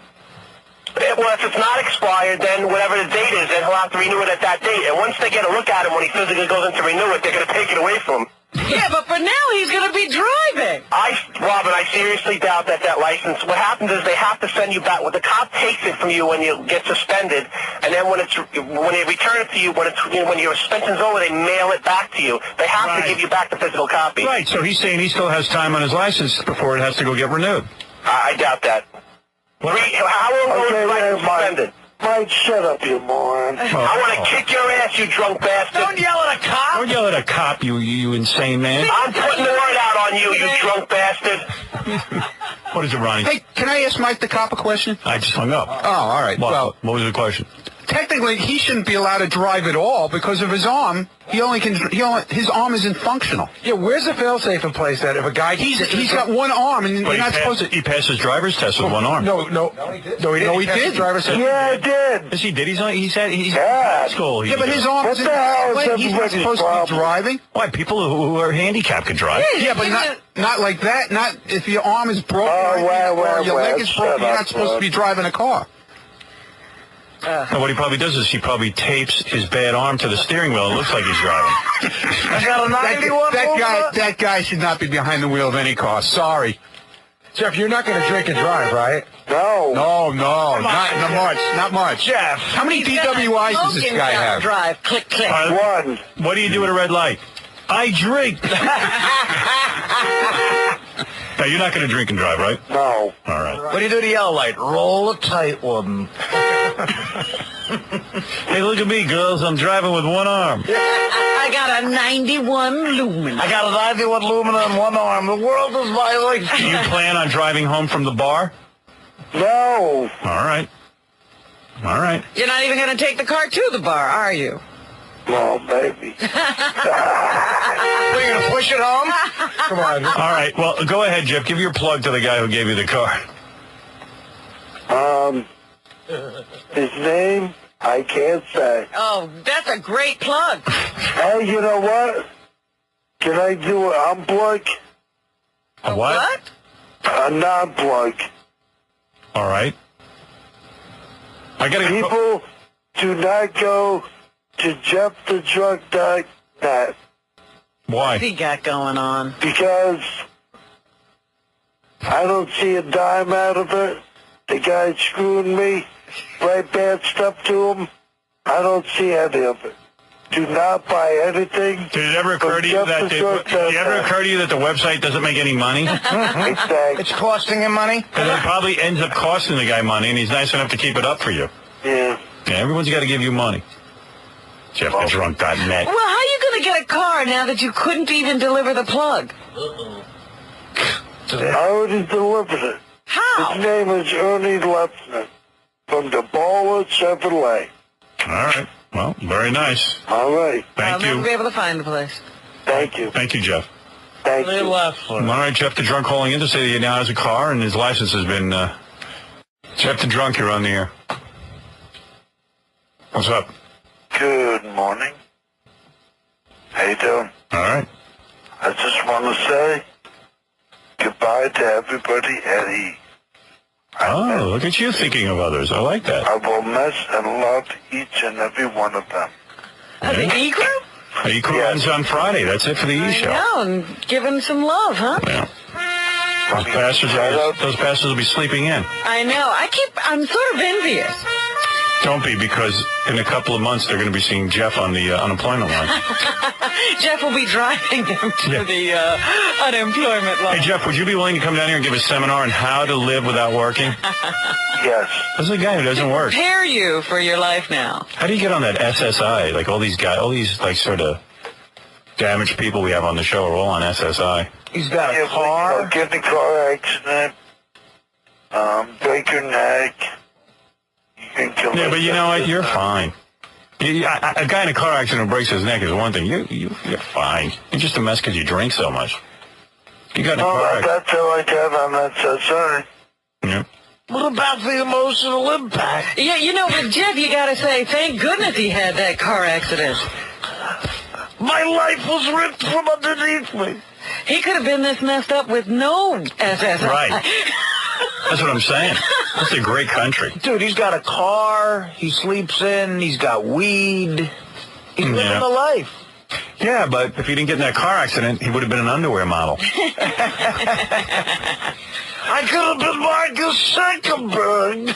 That's just cool in this country. You F yourself up, and then we pay for it the rest of our lives. Right.